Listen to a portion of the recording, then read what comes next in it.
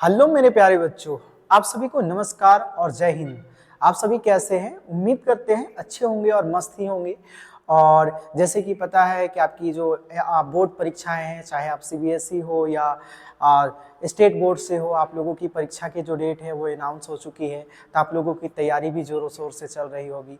तो बच्चों उम्मीद करते हैं कि आपकी जो हमारा जो यूट्यूब फैमिली है फ्यूचर पॉइंट स्टडी सर्कल, उस पर आप लोगों के एग्जाम के तर्क पर बहुत सारे सेट पेपर एटलीस्ट यदि 10वीं के, 8वीं की, 9वीं की, 11वीं की कोई भी बोर्ड परीक्षाएं आप तैयारी कर रहे हैं तो उसके लिए अलग अलग सेट पेपर या कह सकते हैं सर चैप्टर वाइज मैंने क्लास कराने की प्रयास किया है। जैसे अगर 10वीं बोर्ड से आप तैयारी कर रहे हैं, चाहे सीबीएसई या स्टेट बोर्ड से, तो मैंने उसके लिए चैप्टर वाइज एनसीईआरटी का मैं क्वेश्चन आंसर करा चुका हूँ, प्लस 4 सेट भी करा चुका हूँ। यदि अब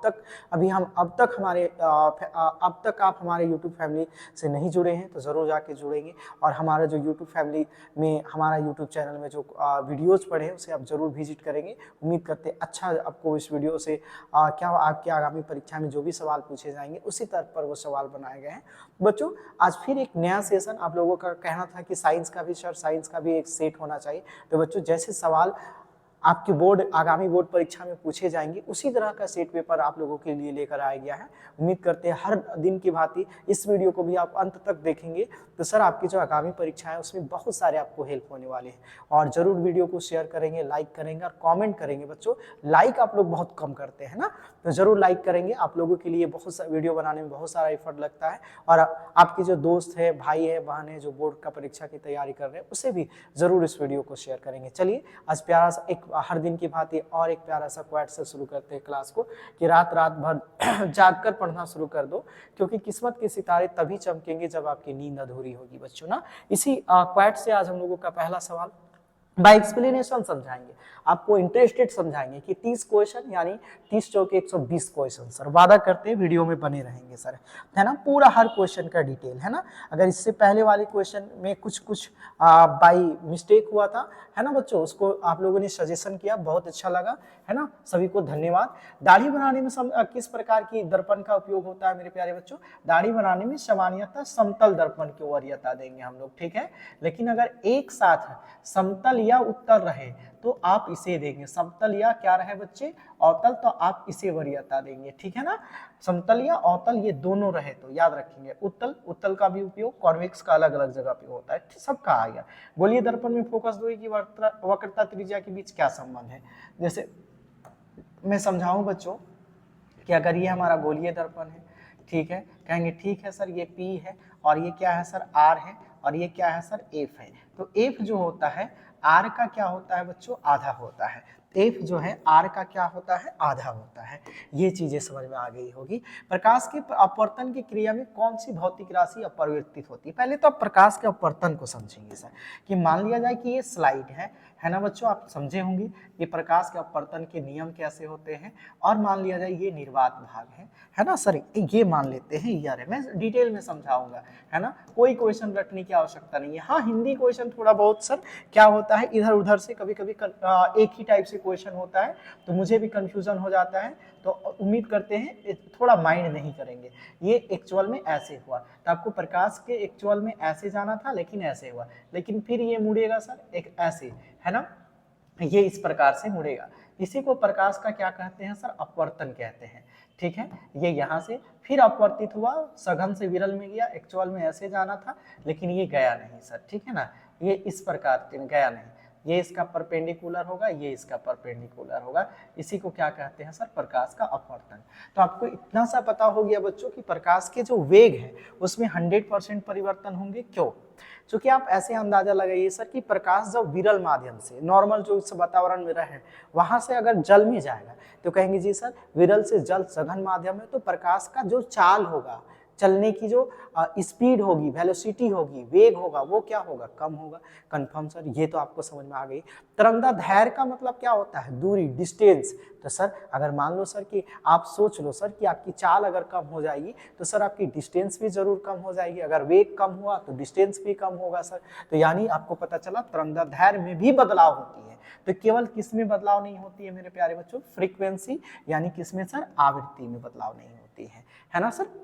उम्मीद करते हैं यहाँ तक बातें जरूर समझे होंगे।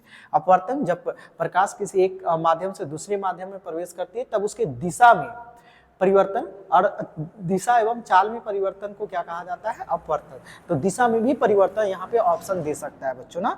अगर +1 मीटर का फोकस दूरी है और कोई उत्तल लेंस है तो याद रखिएगा उसका जो क्षमता होगा मेरे प्यारे बच्चों P प्लस डायप्टर होगा, +1 डायप्टर। 1 मीटर फोकस दूरी बराबर 1 डायप्टर बच्चों ना, है ना। 4D क्षमता है सर, यहाँ पर देखिएगा पर इसका जो क्षमता कितना है सर? 4 डायप्टर है ना, +4 डायप्टर। 4+4 डायप्टर है मेरे प्यारे बच्चों। यहाँ पर अवतल लेंस की फोकस दूरी है मेरे प्यारे बच्चों, ठीक है, कहेंगे जी सर। और हमारे पास अवतल लेंस की फोकस दूरी क्या होगी? तो कहेंगे सर P = क्या होता है? तो कहेंगे सर 1/f है सर, ठीक है ना। अच्छा, +4 डायप्टर दिया है मेरे प्यारे बच्चों क्षमता, ठीक है ना, अवतल लेंस से। आप कहेंगे जी सर 1 का क्या होता है? P = 1/f होता है बच्चों, कहेंगे ठीक है सर। या हम लोग इसी को एक्सचेंज करेंगे तो क्या होगा? F = 1 क्या हो जाएगा सर? तो कहेंगे सर F = 1 क्या हो जाएगा? P हो जाएगा। अब कहेंगे सर F = क्या होगा? तो 1/P का वैल्यू क्षमता कितना है सर? 4 है, कहेंगे सर 4 है। जब इसे भाग देंगे मेरे प्यारे बच्चों तो 0 पॉइंट कितना हो जाएगा? 25 मीटर। या फिर मेरे प्यारे बच्चों 0.25 को अगर हम लोग 100 से गुना करेंगे तो क्या होगा? 25.00 cm यानी सेंटीमीटर। तो ये हमारा सेंटीमीटर में दिया हुआ है आंसर। वाहन की अग्रद्वीप में, जैसे अगर आप वाहन मतलब गाड़ी देखेंगे, ये अग्रद्वीप है मेरे प्यारे बच्चों, तो उसमें कौन सा लेंस दर्पण, कौन सा दर्पण लगाया जा सकता है? तो कहेंगे सर यहाँ पर जैसे आप देखेंगे ये होल्डर हो गया, मान लेते हैं सर ये क्या हो गया? पकड़ने के लिए बॉल का ये क्या हो गया सर? होल्डर। यहाँ पर आप लोग देखेंगे ये क्या है? बॉल का होल्डर। और यहाँ पर क्या लगा हुआ है? सपोर्ट दैट आप ऐसे समझेंगे ना सर कि यहाँ पर क्या लगा हुआ है मेरे प्यारे बच्चों? एक बल्ब लगा हुआ है। क्या लगा हुआ है? बल्ब लगा हुआ है। तो यहाँ पर आप लोग देखे होंगे इस जैसा आपको क्या दिखाई देगा सर? इधर एक चमकीला पदार्थ दिखाई देगा जो धंसा हुआ होगा ना, और यहीं से क्या होगी सर? उत्सर्जित होगी प्रकाश सर, है ना। तो ताकि प्रकाश आगे की ओर ही मुड़े, टकरा के आगे की ओर ही जाए, इसीलिए किस प्रकार का दर्पण का उपयोग करा जाता है मेरे प्यारे बच्चों? तो कहिएगा सर ये धंसा हुआ है तो आप कहेंगे सर अवतल दर्पण के साथ जाएंगे, ठीक है। अगर उत्तल दर्पण का बात करेगा बच्चों तो कहिएगा सर पश्य। किसके लिए सर? पश्य दृश्य। क्या चीज सर? पश्य दृश्य दर्पण के लिए। पश्य दृश्य दर्पण के लिए, किसके लिए मेरे प्यारे बच्चों? पश्य दृश्य दर्पण के लिए उत्तल, हजामत या दाढ़ी बनाने के लिए समतल। उम्मीद करते हैं यहाँ तक बातें जरूर समझे होंगे। मानव नेत्र के जिस भाग में प्रतिबिंब बनता है, अब समझने की प्रयास करेंगे सर। ये मान लेते हैं कि लेखा जोखा हमारा मानव नेत्र है, और यहाँ पर क्या है सर? एक दर्पण, जिसे हम लोग क्या कहते हैं? रेटिना कहते हैं मेरे प्यारे बच्चों, है ना। हिंदी में क्या कहते हैं इसको? दृष्टि पटल, है ना, दृष्टि पटल। ध्यान से देखेंगे बच्चों, ठीक है। और कहेंगे सर यहाँ पर हमारा क्या है सर? आई लेंस लगा हुआ है ना सर। और इसी के अंदर क्या है सर? एक रंगीन भाग, गाढ़ा, अलग अलग आइरिस होते हैं ना, इसी को हम लोग डेनोट करते हैं मेरे प्यारे बच्चों। पूरा आंख किसी को डोनेट नहीं किया जाता है, इसी में उपस्थित भाग कॉर्निया भाग को। अब जब यहाँ से बहुत सारे प्रकाश की किरणें किसी वस्तु से पड़कर आती है तो ये नियंत्रित कहाँ पर होती है? जाके कहाँ पर मेरे प्यारे बच्चों? सर यहीं पे फोकस दूरी इसका बनता है, ठीक है। तो ये जो भाग है उसे हम लोग कहते हैं आइरिस यानी पुतली, और इसके जो भाग साइड भाग है जिसे हम लोग कहते हैं कॉर्निया। और यहाँ पर जो हमारा स्वच्छ मंडल होते हैं सर, यहाँ पे, है ना मेरे प्यारे बच्चों। ये चीजें बातें समझेंगे, ठीक है। तो प्रतिबिंब कहाँ पर बनता है? कमेंट बॉक्स पर हमें बताएंगे, ठीक है। परितारिका जस्ट इसके भाग वाला को ना, जस्ट जो हमारा लेंस लगा है उसके साइड वाला भाग को परितारिका। समान दृष्टि के लिए 25 सेंटीमीटर, ये आप लोग को याद होगा, है ना। नेत्र में जाने वाली प्रकाश की मात्रा को नियंत्रित कौन करता है? आप कहेंगे सर पुपिल। कौन करता है? पुपिल, यानी क्या चीज सर?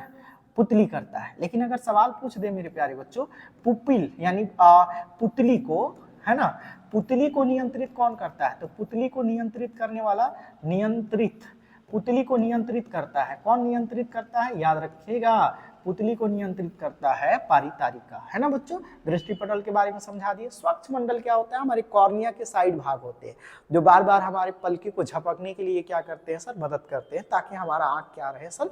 साफ रहे। इमेजिन कीजिए कि हमारा आंख किस प्रकार साफ होते हैं। अगर ऐसे होता मेरे प्यारे बच्चों, ये आप देख पा रहे होंगे आइरिस, है ना सर, जो आपको रंगीन कलर में दिखाई दे रही होगी ना, यहीं पर लेंस है। तो अगर ऐसे सोच रहे हो सर, ऐसे रहता तो सारे धूल कण यहीं आके बैठते, एटलीस्ट हमारे आंखें जा सकते थे सर, है ना। मानव नेत्र में प्रतिबिंब की प्रकृति क्या होती है सर, वास्तविक एवं क्या होता है मेरे प्यारे बच्चों, उल्टा। जो हम लोग किसी वस्तु को देखते हैं प्यारे बच्चों, वो प्रतिबिंब हमारे आंख में कैसे बनते हैं, वास्तविक एवं उल्टा। ये किलोवाट, वाट किसका एसआई मात्रक है, शक्ति का। शक्ति का एसआई मात्रक क्या होता है मेरे प्यारे बच्चों, वाट। लेकिन किलोवाट बात कर रहा है, तो किलोवाट ये क्या है सर, व्यापारिक, कहेंगे सर व्यापारिक, है ना, कहेंगे सर व्यापारिक मात्र, है ना, व्यापारिक मात्रक है, ये याद रखेंगे सर। और किसका सर, तो कहेंगे सर विद्युत का, विद्युत को किलोवाट में मापते हैं और व्यापारिक। लेकिन अगर इसी को कहेंगे सर मेगावाट में सर, है ना, मेगावाट में बात करेंगे सर, तो ये क्या है सर, तो कहेंगे सर उत्पादित, क्या चीज सर, उत्पादित मात्रक है मेरे प्यारे बच्चों, किसका, तो कहेंगे सर विद्युत का। ये चीजें भी याद रखेंगे, मेगावाट किलोवाट, है ना। अगर एक किलोवाट, अच्छा 1 किलोवाट को ही किस नाम से और जानते हैं मेरे प्यारे बच्चों, 1 यूनिट के नाम से जानते हैं। किस नाम से जानते हैं, कहेंगे सर 1 यूनिट के नाम से। किसे जानते हैं, 1 यूनिट, 1 यूनिट। यूनिट में बिजली मापा जाता है हमारे घरेलू, इसीलिए किलोवाट। और ये कितना होता है, 3.6 × 10⁶ जूल। ये चीजें भी याद रखेंगे आप सर, ठीक है। ऊर्जा किसका मात्रक है सर, कार्य का भी है सर और ऊर्जा का भी। ऊर्जा के एसआई मात्रक, ऊर्जा का मापते हम लोग किस में है सर, तो कहिएगा सर जूल में मापते हैं, ठीक है, ये याद रखेंगे। बल को किस में मापते हैं मेरे प्यारे बच्चों, न्यूटन में मापते हैं। विद्युत धारा को किस में मापते हैं, तो कहिएगा सर एमीटर में मापते हैं, एमीटर में, एम्पियर में मापते हैं सर, एमीटर द्वारा ना। इसका एसआई मात्रक एम्पियर होता है, ठीक है। कूलम का एसआई मात्रक क्या है, कूलम विद्युत आवेश का एसआई मात्रक है। आवेश 2 प्रकार के होते हैं, एक धन और एक क्या चीज सर, ऋण। आवेश क्या होता है, किसी विद्युत धारा में, है ना सर, विद्युत धारा में किसी विद्युत धारा में बहने वाले कुल आवेशों की, जो किसी विद्युत परिपथ में सतत या बंद परिपथ में बहने वाले कुल आवेश को ही क्या कहा जाता है सर, विद्युत धारा। तो विद्युत धारा के मान को ही क्या कहा जाता है सर, विद्युत धारा के मान को क्या कहा जाता है मेरे प्यारे बच्चों, विद्युत धारा के मान को क्या कहा जाता है मेरे प्यारे बच्चों, आवेश कहा जाता है, ठीक है। विद्युत धारा के मान को ही क्या कहा जाता है, आवेश, जो सतत या बंद परिपथ में जितना मान होता है। विद्युतमय मोटर, आपको पता है विद्युतमय मोटर विद्युत ऊर्जा को किस में बदल देता है, यांत्रिक ऊर्जा। सर विद्युत ऊर्जा जो आप लोग पंखे, इलेक्ट्रिसिटी से जो भी चीजें जोड़ रहे हैं, वो किस पर कार्य कर रही है, इलेक्ट्रिसिटी पर, यानी विद्युत ऊर्जा से काम कर रही है।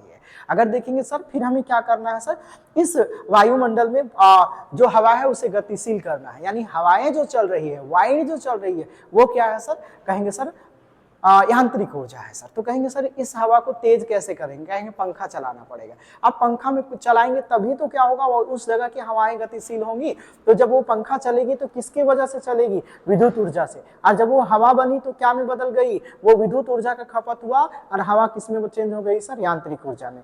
तो विद्युत मोटर ही क्या करता है सर, विद्युत मोटर का कार्य होता है ना। रासायनिक ऊर्जा को विद्युत ऊर्जा में बदलता है ना सर, रासायनिक ऊर्जा, है ना सर, विद्युत ऊर्जा में। जैसे हमारे पार्ट्स ऑफ बॉडी में सर, है ना, बहुत सारे काम है जो रासायनिक ऊर्जा को विद्युत ऊर्जा में चेंज कर, विद्युत ऊर्जा को रासायनिक ऊर्जा में, ठीक है। यांत्रिक ऊर्जा को विद्युत ऊर्जा में कौन बदलता है मेरे प्यारे बच्चों, तो यांत्रिक ऊर्जा को ये डायनेमो बदलता है, याद रखिएगा, डायनेमो, या हम लोग कहते हैं उसे विद्युत जनित्र कहते हैं। क्या कहते हैं मेरे प्यारे बच्चों, विद्युत जनित्र कहते हैं ना। जैसे बल्ब है मेरे प्यारे बच्चों, विद्युत ऊर्जा को प्रकाशीय ऊर्जा में बदल देता है, ठीक है ना मेरे प्यारे बच्चों। ध्यान से देखेंगे, जैसे विद्युत ऊर्जा को रासायनिक ऊर्जा में सेल बदल देते हैं, बैटरी, ठीक है ना, ये भी आप याद रखेंगे। जैसे विद्युत ऊर्जा को स्पीकर ध्वनि ऊर्जा में चेंज कर देता है मेरे प्यारे बच्चों, ठीक है।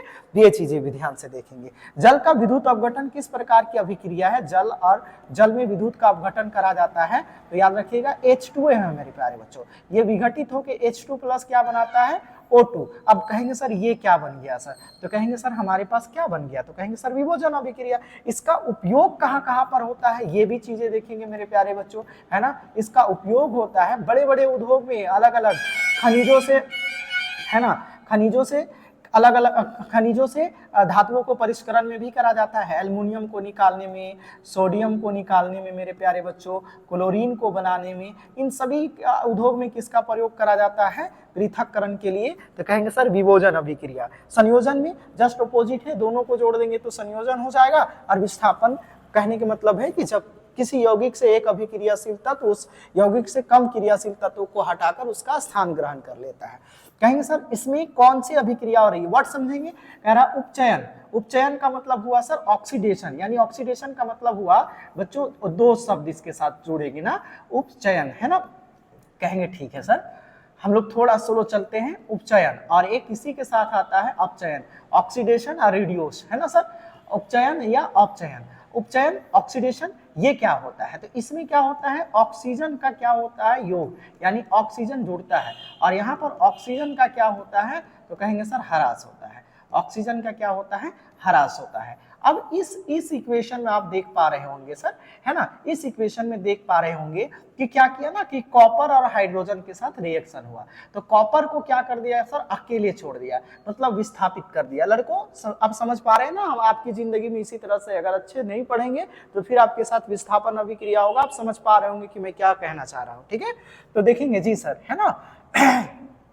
तो आज देखेंगे सर, यहाँ पर देखेंगे H2 है और यहाँ पर H2O है, तो कहेंगे सर देखिए ना, ऑक्सीजन का योग किसके साथ हुआ, तो कहेंगे सर ऑक्सीजन के योग किसके साथ हुआ, हाइड्रोजन के साथ। तो ये हमारा क्या हो गया सर, तो कहेंगे जी सर हाइड्रोजन के साथ क्या हुआ, उपचयन। पूरा डिटेल समझेंगे, डिटेल में उपचयन। और फिर कॉपर के साथ क्या हुआ, कॉपर बेचारा को अकेले छोड़ दिया सर, सोच के देखो, यानी हाइड्रोजन क्या निकला, सॉरी ऑक्सीजन क्या निकला सर, पूरा का पूरा बेवफा निकला। यानी ऑक्सीजन के तर्क पर ही हम लोग क्या करते हैं, उपचयन और अपचयन को क्या करते हैं, परिभाषित करते हैं। तो ऑक्सीजन हमेशा बेवफा है सर, ठीक है ना बच्चों, बच के ना। तो ऑक्सीजन यहाँ पे कॉपर का क्या हो गया मेरे प्यारे बच्चों, तो कहेंगे सर अपचयन हो गया, जो कि कॉपर को ऑक्सीजन छोड़ के क्या हो गया सर, चला गया सर। ये हमारा क्या हुआ सर, दो आंसर। हमारा आंसर H2 है मेरे प्यारे बच्चों। मैं डिटेल में समझाने की प्रयास कर रहा हूं। दिए गए चित्र में किस प्रकार की अभिक्रिया हो रही है सर, सिंपल सी बात है सर, कॉपर सल्फेट को हम लोग नीला थोथा कहते हैं, ठीक है ना। देखेंगे सर ये कॉपर सल्फेट है, आप ऐसे बनाने के प्रयास करेंगे सर, प्लस इसमें किसको मिलाया जा रहा है, फेरस को सर। जब ये रिएक्शन करेंगे सर तो फेरस कॉपर को क्या, बेचारा फिर कॉपर यहाँ से हो रहा है विस्थापित, यानी कॉपर की तरह आपको नहीं बनना है ना सर, फेरस बनो सर। SO और क्या है सर, 4 है sir, ferrous sulphate plus copper को क्या कर दिया गया सर, विस्थापित कर दिया गया। कहेंगे जी सर तो इसमें क्या हुआ सर, कहेंगे सर एक यौगिक है सर और एक कंपाउंड है सर, और एक क्या है सर, एलिमेंट है सर, तत्व है, और एक यौगिक और एक कंपाउंड होता है, तो कौन सा अभिक्रिया होती है, विस्थापन। कहेंगे फेरस किसको विस्थापित कर दिया सर, कॉपर को, है ना सर। तो क्या हुआ, इसको कॉपर सल्फेट को रासायनिक प्रचलित नाम है नीला थोथा, नीला थोथा का रासायनिक नाम क्या है सर, कॉपर सल्फेट, ये भी याद रखेंगे। ये क्या था, पहले हल्का नीला होता है मेरे प्यारे बच्चों, अब क्या हो जाएगा, फेरस सल्फेट बन जाएगा, तो हल्का क्या हो जाएगा, हरा हो जाएगा। इस बात को भी आप याद रखेंगे, इसका रंग फेरस सल्फेट के हो जाने के कारण इसका रंग हल्का क्या हो जाएगा, हरा। दिमाग में बना के रखिएगा सर, ये सवाल पूछे जाएंगे, है ना। तो अब बताएंगे सर इसमें कौन सी अभिक्रिया हुई, विस्थापन अभिक्रिया हुई। मैंने करके बताया कि एक तत्व कॉपर को विस्थापित करा ना, रटना गलत बात है सर, बातें ये समझेंगे, ठीक है, रटना गलत बात है। निम्नलिखित में से कौन प्राकृतिक सूचक है, लिटमस पत्र मेरे प्यारे बच्चों। अब मेरे प्यारे बच्चों मैं इसके बारे में डिटेल में समझाता हूं। प्राकृतिक सूचक मतलब कह सकते हैं कि जो प्राकृतिक पदार्थ से क्या होता है सर, अम्ल और क्षार के बारे में पता लगा सकते हैं ना। अम्ल और क्षार की सांद्रता ज्ञात करने के लिए जिन प्राकृतिक चीजों का उपयोग करा जाता है उसे प्राकृतिक सूचक कहते हैं। जैसे ये भी कह सकते हैं मेरे प्यारे बच्चों, प्याज से भी करा जा सकता है। मैं कुछ बता दे रहा हूं जो आपके घरेलू नुस्खा होंगे, है ना सर। जैसे गोभी, रेड गोभी का जो पत्ता होता है ना सर, कॉफी लिखा जा रहा है सर, क्या लिखा रहा है, देखो क्या हो रहा है प्रभु, गोभी का पत्ता भी हो सकता है सर, है ना। और क्या हो सकता है सर, सलजम भी हो सकता है सर, ये भी याद रखिएगा सर। अच्छा ठीक है सर, चूना भी हो सकता है सर, ये भी याद रखिएगा सर। टमाटर भी हो सकता है, ये भी याद रखिएगा सर, है ना। इन सभी चीजें जैसे हो सकते हैं सर, है ना। ये हमारा घरेलू नुस्खा है सर, बातें समझेंगे। अब बताएंगे सर लिटमस पत्र, है ना, लिटमस पत्र। मिथाइल ऑरेंज, ये तो कोशिका के रंजक को प्राप्त करने के लिए उपयोग किया जाता है। मेरे प्यारे बच्चों ये बताएंगे कि लिटमस पत्र किस पौधे से क्या करा जाता है सर, प्राप्त करा जाता है। आपके पास ऑप्शन है सर, एक बलूत है ना सर, एक क्या है मेरे प्यारे बच्चों, बलूत है, एक हमारे पास लिख देते हैं लाइकन है, एक है मेरे प्यारे बच्चों गिलोय, है ना, जरूर कमेंट करके बताएंगे सर। एक क्या है सर, सिनोकोना। ये सभी के सभी वृक्ष अपने अपने महत्व के लिए प्रसिद्ध है, यदि आप अच्छे पढ़ रहे होंगे तो पता होगा सर, ठीक है ना। नेक्स्ट प्रश्न है सर पीएच मान, ये सिंपल है सर, आपको पता होना चाहिए, है ना सर। एस सॉरेंस नामक व्यक्ति ने क्या करा था, पीएच स्केल का खोज करा था। इसे हम लोग 7 मान सकते हैं, ये 0, और ये क्या मान सकते हैं 14। इसे क्या मान सकते हैं अम्ल, इसे क्या मान सकते हैं क्षार, और ये वाला क्या होता है लवण यानी सॉल्ट मान सकते हैं मेरे प्यारे बच्चों, है ना। एसिड, सॉल्ट और बेस। इधर जैसे जैसे जाएंगे सर सॉल्ट क्या होते जाएगा सर, सॉरी क्षार क्या होगा सर, बढ़ते जाएगा। जैसे जैसे इधर आएंगे सर अम्ल क्या हो जाएगा सर, अम्ल क्या हो जाएगा सर, बढ़ते जाएगा। और इधर जाएंगे तो क्या बढ़ेगा सर, क्षार बढ़ेगा। ये चीजें हो गए सर। तो पीएच मान 7 से अधिक होगा तो वो क्षार होगा, इतना तो आप लोग को पता है। अब ये फोटो मैं बताओ किसके लिए है सर, स्कूल में बार बार आप लोग देखे होंगे सर, हाथ उठ धो रहा है, कमेंट बॉक्स पर आप लोग देख लेंगे, मैं बताऊंगा इमली में कौन सा अम्ल पाया जाता है ना। इमली में टार्टरिक अम्ल पाया जाता है। कच्चे फलों में सिट्रिक अम्ल, टार्टरिक अम्ल ही, सिट्रिक अम्ल किस में पाया जाता है सर, संतरे में पाया जाता है ना सर, संतरे में पाया जाता है, अनानास में पाया जाता है, कच्चे आमों में पाया जाता है, इन सभी में पाया जाता है। लैक्टिक अम्ल कहाँ पाया जाता है, दूध से संबंधित होगा मेरे प्यारे बच्चों, उसमें लैक्टिक अम्ल पाया जाता है ना। लैक्टोबैसिलस आपको पता है, इसमें जो सूक्ष्म जीव होता है जो दूध को दही में क्या कर देता है, परिवर्तित कर देता है। कौन सा अधातु, ये बड़ी प्रचलित क्वेश्चन है बच्चों, पारा। कहेंगे सर अधातु का बात हो रहा है तो पारा नहीं ब्रोमीन होगा, और अगर धातु का बात होगा मेरे प्यारे बच्चों तो क्या होगा, कहेंगे सर पारा। कोई इससे पहले वाला वीडियो में कोई बच्चा कमेंट किया था सर कि सोडियम चाकू से काटा जा सकता है, ठीक है सर। सोडियम एक ऐसा धातु है जिसे आसानी से चाकू से काटा जा सकता है, परंतु मैंने उसको एक्सप्लेन में, वहां पर एक्सप्लेन में ये मैंने कहा था कि बच्चों वहां पर लिथियम है और देखेंगे लिथियम भी है सर, और क्या है सर, पोटेशियम भी है सर, और सोडियम, दो ऐसे धातु हैं जैसे केरोसिन के तेल में, ऐसे ये अधिक अभिक्रियाशील तत्व हैं, और इसे हम लोग कह सकते हैं धातु है जो स्वतः जल में सामने से लाने से क्या होता है, आग लग जाते हैं, नमी, आग, वायु या जल के संपर्क में। मेरे प्यारे बच्चों लिथियम और पोटेशियम को भी चाकू से काटा जा सकता है, परंतु कंडीशन है उसके लिए मोल्ड करना पड़ेगा इसको सर, है ना, कुछ मुलायम करना पड़ेगा। सोडियम ही प्रॉपर धातु है जिसे चाकू से काटा जा सकता है, मेरा कहने का मतलब ये है सर। यदि आप वहां पर सोडियम नहीं रहेगा और अगर नॉन ऑफ दीज नहीं रहेगा तब किसके साथ जाएंगे, लिथियम के साथ जाएंगे, ठीक है ना। क्लोरीन क्या है सर, एक गैस है सर, है ना, Cl, जिसकी परमाणु है ना सर ये Cl ठोस अवस्था में भी पाई जाती है ना सर। निम्नलिखित में से किस पदार्थ का उपयोग अग्निशामक बनाने में प्रयोग किया जाता है। अब मैं बताता हूं कि अब अग्निशामक के रूप में आप लोग देखे होंगे मेरे प्यारे बच्चों, हॉस्पिटल में या कहीं भी ऐसे गैर संस्थान या कह सकते हैं सर सरकारी संस्थान क्षेत्रों में एक प्रकार की, इस प्रकार से आप लोग देखे होंगे मेरे प्यारे बच्चों, क्या निकला होता है सर, एक कह सकते हैं सर यहाँ पर लिखा होता है चेतावनी उतावनी, है ना सर। अब मैं थोड़ा और समझा दे रहा हूँ सर, इसके अंदर क्या होता है सर, सोडियम्स, है ना सर, हाइड्रोजन कार्बोनेट, और यहाँ पर एक क्या होता है सोडियम हाइड्रोजन कार्बोनेट के अलग से क्या डाला होता है सर, एक बॉटल्स अलग अलग डाले होते हैं यार, इसमें गैसेस होते हैं, ठीक है। जब ये किसी आपातकालीन परिस्थिति में दोनों के साथ एक साथ रिलीज करा जाता है, कैल्शियम हाइड्रोजन कार्बोनेट, ये कार्बोनेट यहाँ पे रखा जाता है और कैल्शियम हाइड्रोजन को इसको इस फॉर्म में रखा जाता है। जब आपातकालीन परिस्थिति में ये दोनों रिएक्शन करते हैं तब यहाँ से क्या निकलता है सर, है ना, क्या बनता है मेरे प्यारे बच्चों, चूंकि पता है कि सोडियम हाइड्रोजन कार्बोनेट के साथ अभिक्रिया करके क्या बनाती है सर, CO2 बनाती है, जो आपातकालीन परिस्थिति में आग को बुझाने के लिए क्या करते हैं सर, उपयोग करते हैं। आंसर हमारा क्या होगा, सोडियम हाइड्रोजन कार्बोनेट, जिसे बेकिंग सोडा के नाम से भी जाना जाता है, जिससे हम लोग प्रायः क्या करते हैं सर, घरेलू पदार्थ में खाने वाने की योग्य सामान बनाते हैं। सोडियम कार्बोनेट इसे हम लोग धोवन सोडा के नाम से जानते हैं मेरे प्यारे बच्चों, ये भी याद रखिएगा, Na है ना सर, CO3, Na2CO3 सर मेरे प्यारे बच्चों ना, सोडियम क्लोराइड आगे देखेंगे सर, ठीक है। आधुनिक आवर्त सारणी के किस आधार पर बनाया गया, आधुनिक आवर्त सारणी को परमाणु के आकार पर, परमाणु संख्या के आधार पर। मुझे ये बताएंगे कि आधुनिक आवर्त सारणी का खोज किसने करा था, आधुनिक आवर्त में कितने वर्ग और कितने क्या है सर, समूह है, कितने ग्रुप्स और कितने कॉलम्स है सर, है ना। निम्नलिखित, हाँ परमाणु के आकार पर नहीं सर, परमाणु के द्रव्यमान पर किसने सजाया था सर, तो कहेंगे सर हम लोग देखें देखेंगे मेंडेलीफ की आवर्त सारणी जो थी सर परमाणु द्रव्यमान के आधार पर था। न्यूलैंड्स परमाणु ऑस्टक सिद्धांत को दिया था मेरे प्यारे बच्चों, ठीक है ना, ये चीजें देखेंगे। और डोबेराइनर का त्रिक भी आप लोग देखे होंगे, 9 तत्वों समूह वाला, है ना। निम्नलिखित में से कौन सा धातु सबसे अधिक क्रियाशील है मेरे प्यारे बच्चों? सबसे अधिक अभी क्रियाशील मैंने बताया पोटेशियम है, सोडियम है ना, उसके बाद एल्यूमिनियम है मेरे प्यारे बच्चों। नेक्स्ट प्रश्न है मेरे बच्चों कि पृथ्वी की भूपट्टी पर प्राकृतिक रूप से पाए जाने वाले तत्व या यौगिक को क्या कहते हैं? खनिज। ये तीनों चीजें हैं। खनिज को ही क्या कहते हैं मेरे प्यारे बच्चों? ध्यान से देखना कि जो खनिज है, खनिज को ही क्या कहा जाता है? तो खनिज को ही क्या कहा जाता है? अयस्क कहा जाता है।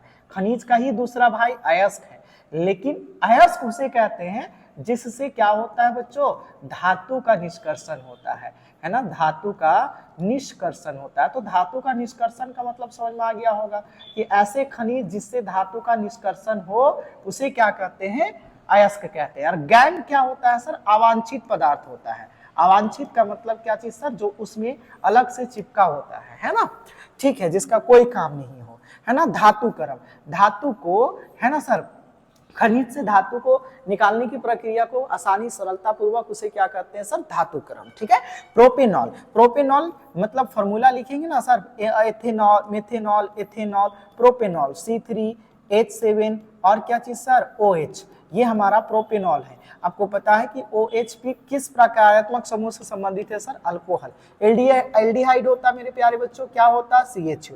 कीटोन होता डबल डैश क्या होता? CO। कार्बोक्सिलिक होता सिंगल डैश COOH होता है। यहां तक उम्मीद है बातें समझे होंगे सर। नेक्स्ट प्रश्न बच्चों ध्यान से देखेंगे, है ना, क्या कहता है कि प्रकाश संश्लेषण की प्रक्रिया में निम्नलिखित में से क्या नहीं होता? जल तो टूटता है जी सर, है ना। ऑक्सीजन मुक्त होता है जी सर, ऑक्सीजन मुक्त नहीं होगा मेरे प्यारे बच्चों, तो हम लोग श्वसन के दौर पर तो इसी के लेते हैं। हाँ जी, कार्बन डाइऑक्साइड मुक्त होता है ना, कार्बन डाइऑक्साइड मुक्त होता तो फिर हम लोग कैसे सांस लेते हैं सर? फिर पौधे हमें कैसे कहते कि ऑक्सीजन देती है ना। हाँ, कार्बन डाइऑक्साइड का उपयोग होना जी सर, वो अपने भोजन के लिए किसका प्रयोग करता है? पेड़ पौधे कहेंगे सर कार्बन डाइऑक्साइड को ही तो एब्जॉर्ब करते हैं बच्चों।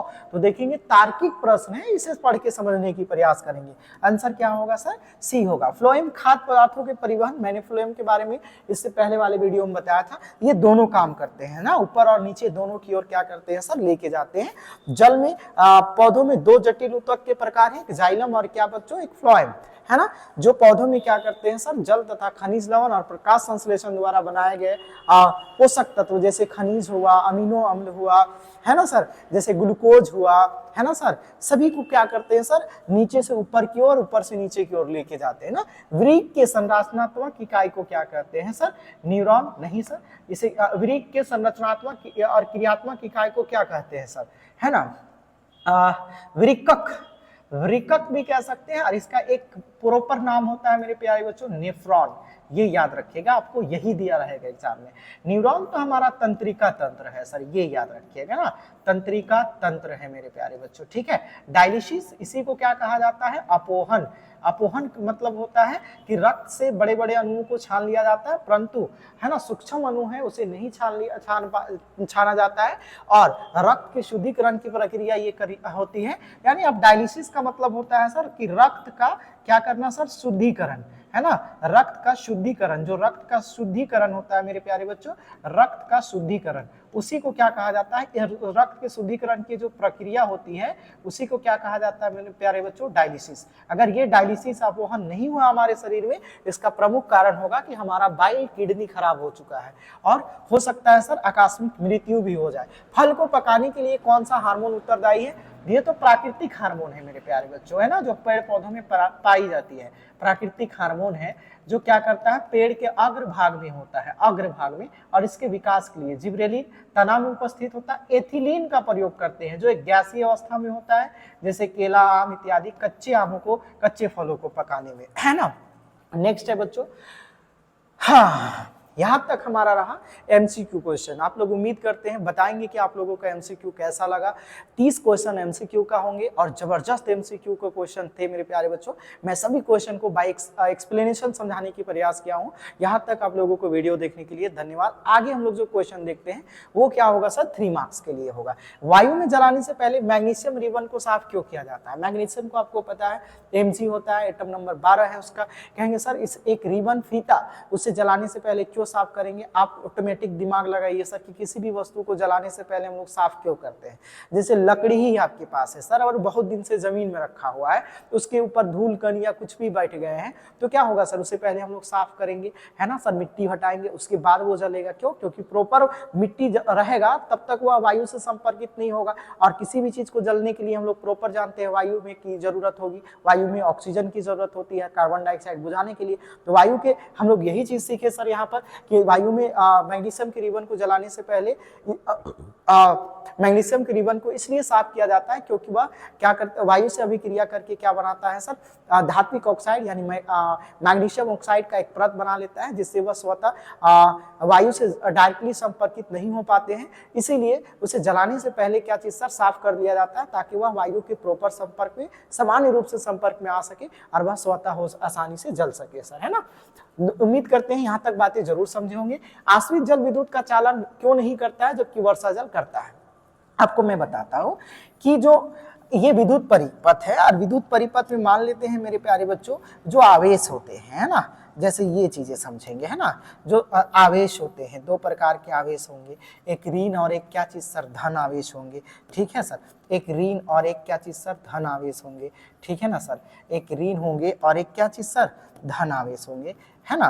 तो ये क्या होगा मेरे प्यारे बच्चों, तो कहेंगे जी सर ये कैसे बढ़ते हैं, तो इसके लिए हम लोग 100% जान रहे हैं मेरे प्यारे बच्चों। इसके लिए क्या होना चाहिए सर, तो कहेंगे सर इसे बहाने के लिए इस मॉलिक्यूलस को, इस आवेश को, जो हमारा जो आवेश है इसको हम लोग कहते हैं सर एक जगह से दूसरी जगह स्थानांतरित करने के लिए पोटेंशियल हम लोग को वोल्ट चाहिए सर, पोटेंशियल विभवांतर चाहिए सर। ठीक है ना, तो वो विभवांतर किससे उत्पन्न होता है सर, H+ आयन से। याद रखिएगा पॉजिटिव आयन से, है ना, H+ आयन से। और ये H+ आयन कहाँ पर स्थित होते हैं मेरे प्यारे बच्चों, तो कहेंगे सर शुद्ध जल, या हम लोग इसी की जगह क्या लिख सकते हैं सर, वर्षा जल में, है ना। तो हम कह सकते हैं सर कि आश्रित जल विद्युत का सुचालक नहीं होता है क्योंकि आश्रित जल में OH- आयन होते हैं जो जल के जो कूलम से जो आवेश है उसे एक बिंदु से दूसरे बिंदु तक हस्तांतरित करने के लिए सक्षम नहीं है।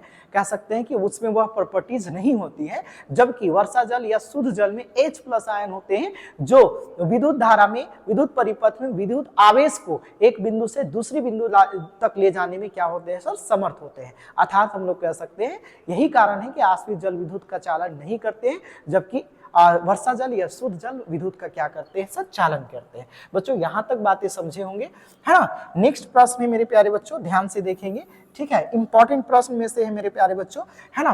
भर्जन और निस्तापन क्या है, सीधी सीधी से आप समझिए कि भर्जन और निस्तापन 2, है ना सर, खनिजों से धातुओं या अयस्कों को क्या करना है सर, अलग करने की क्या है सर, प्रक्रिया है। भर्जन किस पर डिपेंड करता है, सल्फाइड अयस्क को प्रयुक्त के लिए किया जाता है, सल्फाइड अयस्क को अलग करने के लिए भर्जन का उपयोग किया जाता है।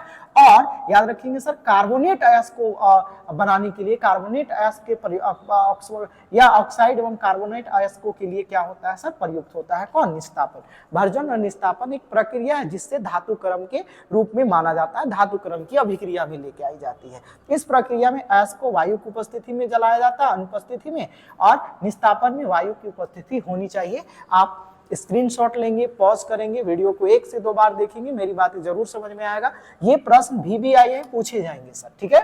भोजन को पाचन में लार की क्या भूमिका है, मैं बता रहा हूं कि भोजन की पाचन में लार की प्रमुख भूमिका निम्नलिखित है, या पॉइंट में लिखिए या पैसे लिखेंगे सर कि हमारे मुख में, यानी मनुष्यों के मुख में 2 जोड़ी लार की ग्रंथियां होती है जिससे लार, है ना सर, निकलती है, लार रस निकलती है। लार का जो रस होता है उसमें टाइलिन या सलाइवरी एमाइलेज नामक एंजाइम पाया जाता है, जो जैसे ही हम लोग खाना मुंह में डालते हैं, मुंह में क्या करता है सर, भोजन में उपस्थित कार्बोहाइड्रेट को सर्वप्रथम मुंह से ही पाचित करना शुरू कर देता है और उसे किस में बदल देता है सर, माल्टोज में। अर्थात हम कह सकते हैं कि मानव के मुख में 2 जोड़े लार की ग्रंथियां होती है, उससे निकलने वाली टाइलीज यानी सलाइवरी एमाइलेज एंजाइम भोजन में उपस्थित कार्बोहाइड्रेट को माल्टोज में बदल देता है, जिससे भोजन आसानी से आहार नाल में आगे छोटे छोटे टुकड़ों में बढ़ सके और आसानी से क्या हो सके सर, पाचित हो सके। ये हमारा किसका आंसर होगा सर, लार में, यानी लार में भोजन के पाचन में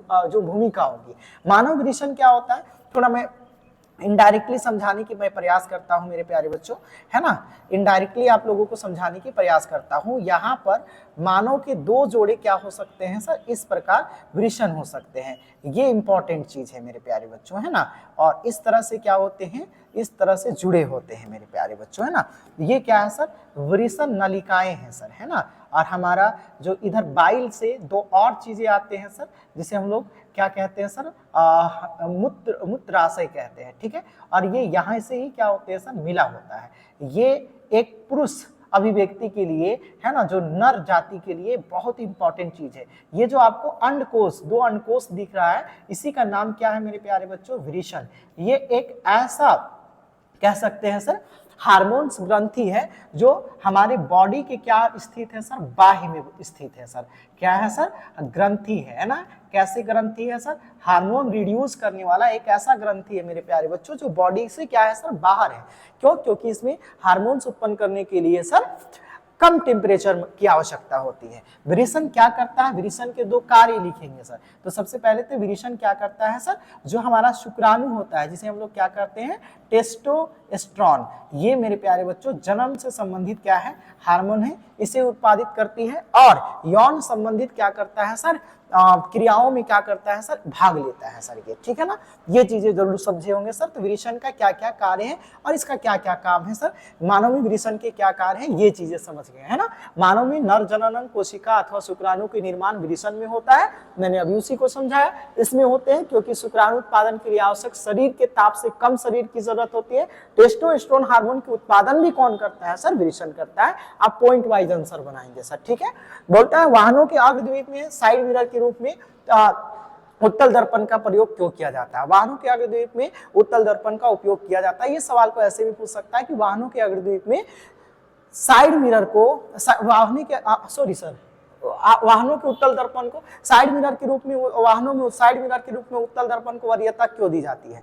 देखेंगे सर, वाहनों में साइड मिरर के रूप में उत्तल दर्पण का उपयोग होता है क्योंकि उत्तल दर्पण सदैव किसी वस्तु का, चाहे वो कितना दूरी पर भी हो, वास्तविक एवं सीधा एवं आभासी प्रतिबिंब बनाती है और उसका प्रतिबिंब का जो आकार होता है वो आवर्धित होता है, जिसके कारण आप देख पा रहे हैं कि जो ड्राइवर गाड़ी चला रहा है, चालक गाड़ी चला रहा है, वो पीछे की दृष्टि को आराम से क्या कर सके सर, देख सके, ताकि कोई दुर्घटना ना हो। इसीलिए हम लोग कहते हैं सर कि गाड़ी के पश्च दृश्य दर्पण के रूप में उत्तल दर्पण को ज्यादा वरीयता दी जाती है बच्चों ना। विद्युत प्रतिरोध से आप क्या समझते हैं। जैसे सर आप एक चीज समझिए, विद्युत प्रतिरोध में जितने भी, जैसे आप कहेंगे सर बल्ब है ना सर, हीटर है ना सर, कूलर, आपको जितने भी है ना सर, कह सकते हैं सर विद्युत युक्ति है। कौन से सर मेरे प्यारे बच्चों, विद्युत युक्ति, विद्युत से चलने वाले जितने भी सामान हैं सभी को क्या कहते हैं सर, प्रतिरोध, क्योंकि ये विद्युत धारा का क्या करता है सर, प्रतिरोध करता है। आप ऑप्शन ऐसे बनाएंगे सर कि किसी वह युक्ति जो किसी विद्युत धारा में प्रवाहित विद्युत धारा वह युक्ति जो किसी विद्युत धारा में प्रवाहित किसी परिपथ में प्रवाहित विद्युत धारा के प्रवाह में रुकावट, वह हम लोग ऐसे इसका डेफिनेशन कर सकते हैं कि प्रतिरोध वह युक्ति है जो किसी विद्युत परिपथ में प्रवाहित विद्युत धारा के प्रवाह में प्रवाहित विद्युत धारा के प्रवाह कैसे लिख सकते हैं, प्रतिरोध किसी चालक के वह गुण जिसमें अपने ऐसे हम लोग अपना भाषा में लिखते हैं कि प्रतिरोध वह कारक है जो किसी विद्युत परिपथ में प्रवाहित विद्युत धारा में, है ना सर, परिपथ में जो धारा की प्रवाह में क्या करती है सर, रुकावट उत्पन्न करती है, उसी को क्या कहा जाता है, प्रतिरोध। किसी प्रतिरोध वह युक्ति है जो किसी विद्युत धारा के किसी विद्युत परिपथ में प्रवाहित विद्युत धारा में रुकावट उत्पन्न करता है सर, ये लिखेंगे सर, है ना। जैसे पंखा, बल्ब इत्यादि। भूसंपर्क तार क्या है सर, धातु के आवरण वाले विद्युत साधनों को भूसंपर्कित करना क्यों आवश्यक है। मेरे प्यारे बच्चों, आप लोग देखे होंगे कि भूसंपर्क तार आपके घर के आसपास के इलाकों में लगाया जाता है। अब क्या है, जैसे बातें समझते हैं, कि भूसंपर्क तार क्या है सर। देखेंगे कि भूसंपर्क तार हमारे आसपास घरों में भूमि के नीचे किसी धातु या साधिंतो को गाड़ के बनाया जाता है। किसी साधिंत या भूमि को किसी धातु या साधिंत को भूमि के 4 या 5 फीट नीचे गाड़ दिया जाता है और एक जो होता है विद्युत परिपथ यानी तार को उसी से निकाल के हम लोग विद्युत जहां पर हम लोगों का कनेक्शन होता है बोर्ड का वहां तक लेके आते हैं। यह भूसंपर्क तार हमारे सुरक्षा के कवच के रूप में कार्य करता है। जब किसी कारणवश विद्युत धारा में या विद्युत वोल्टता में अधिकता हो जाती है तो क्या होता है सर, विद्युत धारा सीधे कहां पर प्रवाहित हो जाती है, जमीन पर प्रवाहित हो जाती है, पृथ्वी पर, जिससे क्या होता है सर, धारा का मान शून्य हो जाता है। इस प्रकार विद्युत भूसंपर्क तार क्या कह सकते हैं सर, हमारे लिए एक सुरक्षा का कवच है। और अगर किसी कारणवश हम लोग विद्युतमय तार के संपर्क में भी आ जाते हैं तो धारा शून्य हो जाने के कारण हमें गंभीर झटके या आकस्मिक दुर्घटना जैसे परिस्थितियों से क्या हो सकते हैं सर, बच सकते हैं। तो भूसंपर्क तार एक लाइन में क्या है सर, हमारा सुरक्षा का क्या है सर, साधन है सर। ठीक है ना। उम्मीद करते हैं आप एक बार पढ़ेंगे इसे और लिखेंगे। मैं अपनी भाषा में समझाने की प्रयास कर रहा हूं। हाँ, यहां से मैथमेटिकल क्वेश्चन भी आएंगे सर। कैसे आएंगे? अब मैथमेटिकल क्वेश्चन कैसे आएंगे, यहां पर क्या बोला है, कहता है सर कि यहाँ पर बोला है, सबसे पहले ये देखेंगे मेरे प्यारे बच्चों ना, यहाँ पर क्या बोला है सर, तो बोला है 5 सेंटीमीटर ऊंचा कोई वस्तु है। तो सबसे पहले आप लिखेंगे सर वस्तु की हाइट को किससे डिनोट करा जाता है सर, तो कहेंगे सर, देखेंगे यहाँ पर ध्यान से देखेंगे बच्चों, है ना, वस्तु की क्या चीज सर, ऊंचाई। वस्तु की ऊंचाई कितनी है सर, तो कहेंगे सर h हमारा कितना दिया है, 5 सेंटीमीटर। अच्छा, वस्तु 10 सेंटीमीटर फोकस दूरी सर, यानी हमारा फोकस दूरी कितना है सर, तो कहेंगे सर 10 सेंटीमीटर। और क्या है मेरे प्यारे, किसी अवतल दर्पण से, खास बात ये, अवतल दर्पण से कितना दूरी पर है, 25 सेंटीमीटर। यानी हमारा अवतल दर्पण से वह वस्तु, यानी हम लोग कह सकते हैं सर वस्तु की, है ना सर, वस्तु की दूरी, वस्तु हमेशा बाईं ओर रखी जाती है बच्चों, है ना, कितना दूरी पर है सर, तो कहेंगे सर, ध्यान से देखेंगे, सबसे पहले तो आप इसे ही लिखना सीखेंगे मेरे प्यारे बच्चों। कहेंगे जी सर वस्तु की दूरी कितनी है बच्चों, कहेंगे सर हमारा u बराबर, हमारा देखेंगे सर u बराबर कितना है सर, तो कहेंगे सर -25। कहेंगे सर वहां तो प्लस है, यहाँ तो प्लस दिया हुआ, आप कहे माइनस लिखेंगे, क्योंकि अवतल दर्पण है, तो क्या लिखिएगा सर, -25 सेंटीमीटर। यहाँ तक बातें जरूर समझे होंगे सर आप, है ना।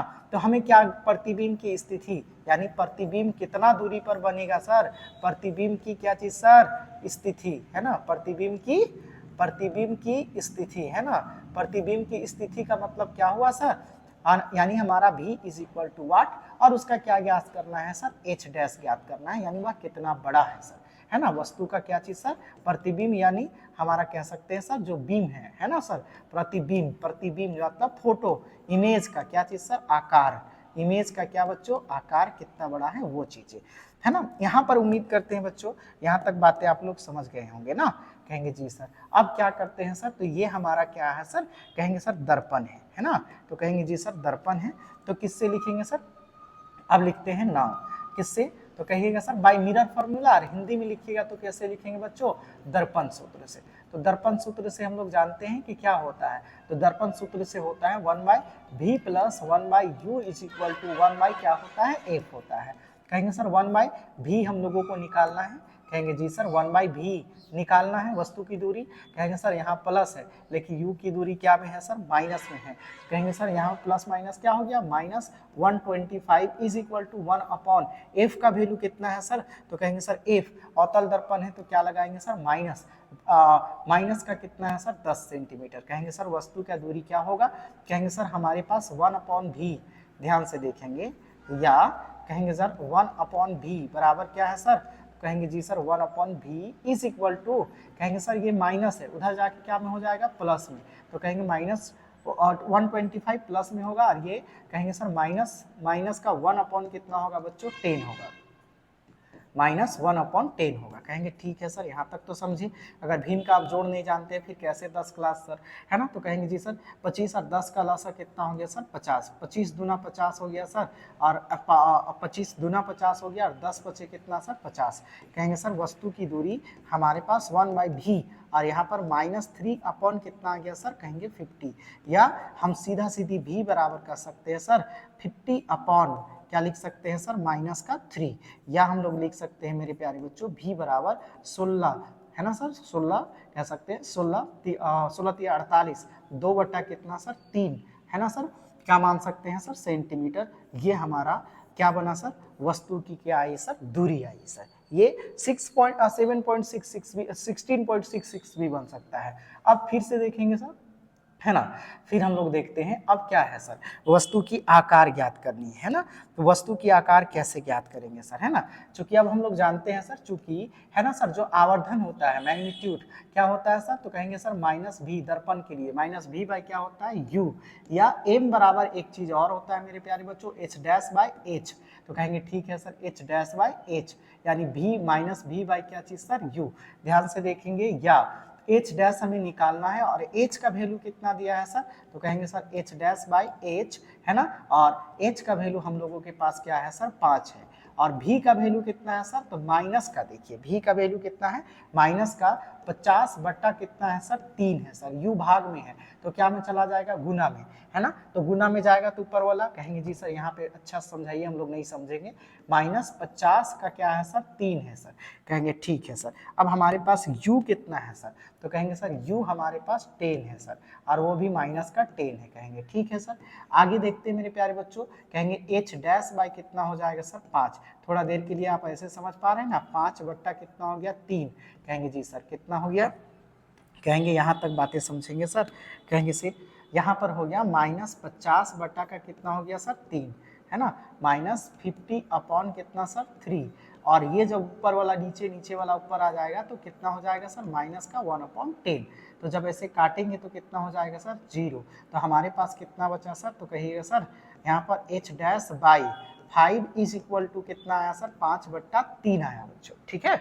तो 25 25 25 और 3 सर, है ना, h डैश बाई 5/50 बट्टा कितना सर, 3।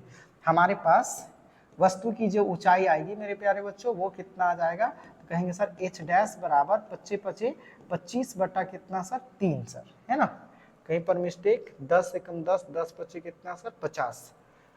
वस्तु की सेंटीमीटर फोकस दूरी है सर, वस्तु, अच्छा यहाँ पे मिस्टेक हो गया सर, कहेंगे फोकस दूरी नहीं सर, यहाँ पर भी लेना है सर, यहाँ पर, है ना, और हम लोग क्या ले लिए, एफ, है ना। ध्यान से देखेंगे, h डैश बाई क्या है मेरे प्यारे बच्चों, तो कहेंगे सर h डैश बाई कितना है सर, 5 है, और ये -15 अपॉन कितना है सर, 3, और बट्टा में देखेंगे मेरे प्यारे बच्चों, वस्तु की दूरी कितना है सर, 25 सेंटीमीटर, यानी u बराबर कितना है सर, 25, माइनस का 25 बट्टा कितना सर, 1, माइनस का 25 बट्टा कितना सर, 1। कहेंगे ठीक है सर। और हमारे पास इधर कितना है, h dash by 5 is equal to ये है सर, कहेंगे sir h dash by 5 is equal to, थोड़ा समझेंगे, 50 अपॉन कितना हुआ सर, 3, डायरेक्ट भी काट सकते थे, और 1 अपॉन का कितना सर, -25। जब इसे काटेंगे तो 50 से कम 50, 50 दूनी 100 हो गया सर, 25 दूनी 50, 50 25 दूनी 50।